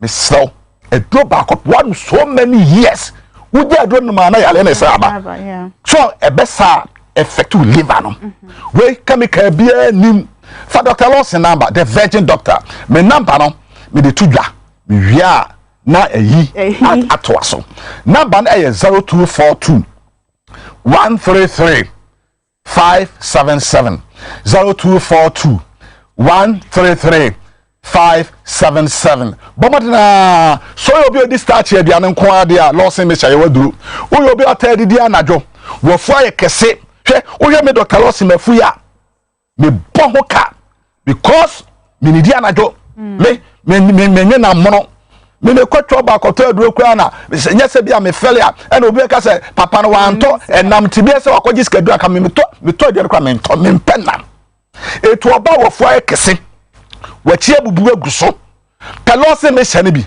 no ofo nya flat na o shape no mra o hips ni nyina na pushi na o to na pushi kama ese balloon no one of Loss me say esiese oni padua no e ma hoto honam dua no aye kama uye tuntum aye tuntum uye kwakwa akala na aye kama kope Loss heba mission be eton me number no e 0242 133 577 0242 133 577 yenu ana mo voter region no mesramo ada ene akache no ni hoho ene pando ji asekan no mo ba udi mudu asama ya ko Ekus pharmacy okwa ebo ne da form pepe se de wonya me e me Dr. Loss me nsem pepe etimi number na me de atudwam 0242 133 577 eyi ayere wa ha eyi me kwacha toaso Ghana fu iti omo hwew ye ma akwan na kasaka yo Dr. Loss me da se me so masom se ku a ye be chia ye tiefo ne ya hwefo nyina ene so mo huen e wa ha no ma ye Loss Herbal Center a awieye bremu no oba de twedi ampo nyankopon ba se yi adom ye enubra ne nwia a ye de ye adwuma wa so sonko e wo wiase afanan baabia medical akasa afa Delayman Herbal ho esan sempanyimfo se he de wapoto ma na afinu nchini se wadi bom Delayman Herbal capsules de me ankasa no masom se kukwami twem se ya esan se de bia no me ma ayi binom e mate se ayi timi rewra etiya sa na me akra mitimi di misika no adwane ma ayi anopa na se ayi te ho esan adwuma pa bia odi ma me anadwunti okay Delayman capsules no be bisa se na de adwuma ana edie mesramu Delayman capsules no e natural herbs ana Dr. Lawson or de aye entu sanso boni bia eni hu eni se o fa Delayman capsules na echre no akoma ya refufro bi anase akofa ohafufro bi e de aba beto so oye abrante wutie me oye bema wutie me what is ka akoto ade bi e de abesi fie wakoto ade bi e de abesho dem uto na boden nanso so untimi enhweso ye untimi nkenkan ohima acha wasase o se abrante wo sowa entimi hwa se de wosi ya brani de me ma wasase tama obetimi adoso enso koto a wosisi untimi nyahwe wo hwe ya wan hwe ya ohima obeji asase no e de afri wonse into ye bema na wo hwe me enano pe ya me kanfo Delayman Herbal capsules e de ma wo se kope bi nanom na etimi wewura netimi bo adwuma se de be ya na na hema de bia no na ni beti se ono ebeye enhyiamudi anaso ono ebedi ahia wo ya branch wo hwe ye adwuma ni eye nyina ho obi kra de ye ntenase obetimi agina honom sanopa kosi anumre obi nso wotina asesa driver foi heating na free engine mu na boy raw system na system ma yehye okoduru fia wonya nsonyi bibogu ne ho a os akos ne de mabre mamena mesra wan hwe yakos besi afra bosan ne so akofom na je se wakope obi ahe wono de wafa delay ma na watimi wurawura na je se wono na wurawura o ya driver wafa passengers udo mu kokumase udra sama ya wo se wabre passengers ma bre ntimu nsi wa ha ombecho wa show ka anim papa so won kwa wa nu e de na wuchire da bi enwu hu ani mase kope Layman herbal capsules Dr. Lawson akofa be adwaman so ache se mema ni nyina tu agusu a omudi hu adanse ye pa Dr. Lawson number ni e bia na ache se o hweme na o wosa o haw ni bi untimi nwura enti wo de fra Dr. Lawson na nkasa na che wo nsemu chire no wo ye be ma na wo so ye be ma yi de obetimi aboa wo o ye oba kwa na wo hweme na ukunu entini nwura but woni ji ukunu ho ompesa obefa na chi ompesa obekọ baabi a ompo no ubetumi afa number na chese wo so afre doctor na watie nchiremu yie na opebi ade ama ukunu ensan se sa pesa ye kese a oyema adufọchie se wo toma barema no na chese ha wotumi nwura nya me no nwura ma me eye wa na wo nwura ade ama wo enti Dr. Lawson number ni 0242 133 577 mi susubiem 0242 133 577 for Dr. Lawson nani ni nkomo na berema untimi nwura na eninti ya to within hair asumasi obente mesra ensem fataw berema de awasa utimi meye fro se mi wura se utimi wura so a na wunya sa abosubode bi wantimi wura sa abosubode we ensem fataw ye de ma akwara me meto na chese mabeje edi afiri wunsem and 10% na ye call local herbal mixture local herbal mixture eduro yi no mi ankasa no se de na no pe mo hweme na maye kama yi na se ha seriye wo manim ya e wo se bugu se local no me esiesie me na se aboa me ye pa edi ma se mama me mo me hwe ade bi obi ho no ma wote compound house unsa compound house na ya timu no washroom ba ko na nipa dodo na use sa STIs ye fa le say candidiatis anase gonorrhea no obi ho no ma enye ne mu nko a na yetimi enya free empo wo bata house kwa no utimi fa free ho obi wo yare ani bi se bi wo kwakwadon so e wo bata house so uso koye no uso kwakwadon so ho ntimi wa no ebi ku fom ho abewura wo mu afi na akofa sa yare we bi e de abrew se candida ebetina wo so a obi wo ho ase bi mesra ani de mu kasa kakra enso bi afri ni na himfie ho ba ebi eye yellowish ebi nso eye white ebi de kwat mi yi ti sa akatoa obi so wa ebejan enka boni bi ema ne betena na himfie ho enti yesa na akosi papa ekọ okra na woni anije osi o mabre misisi me enso obo wante da eho nya nika enti beda wa hene atimi akwa himfie akwa akodi asem da bi oba entena ho emma sa ya rewe animguase ya rewe emetena wo so emedi wunya emetete wa brabo enti kope local herbal mixture ai wo de ne local herbal mixture kope bi ne fa no fa ye wadro esan sa wo te compound house nti fa ye wadro nennom na wo nom no mesira so no ho kani na tia wo ba no kope 5 bottles na wa pe be ma no so 5 bottles e de ama be ma no ti we nom 5 no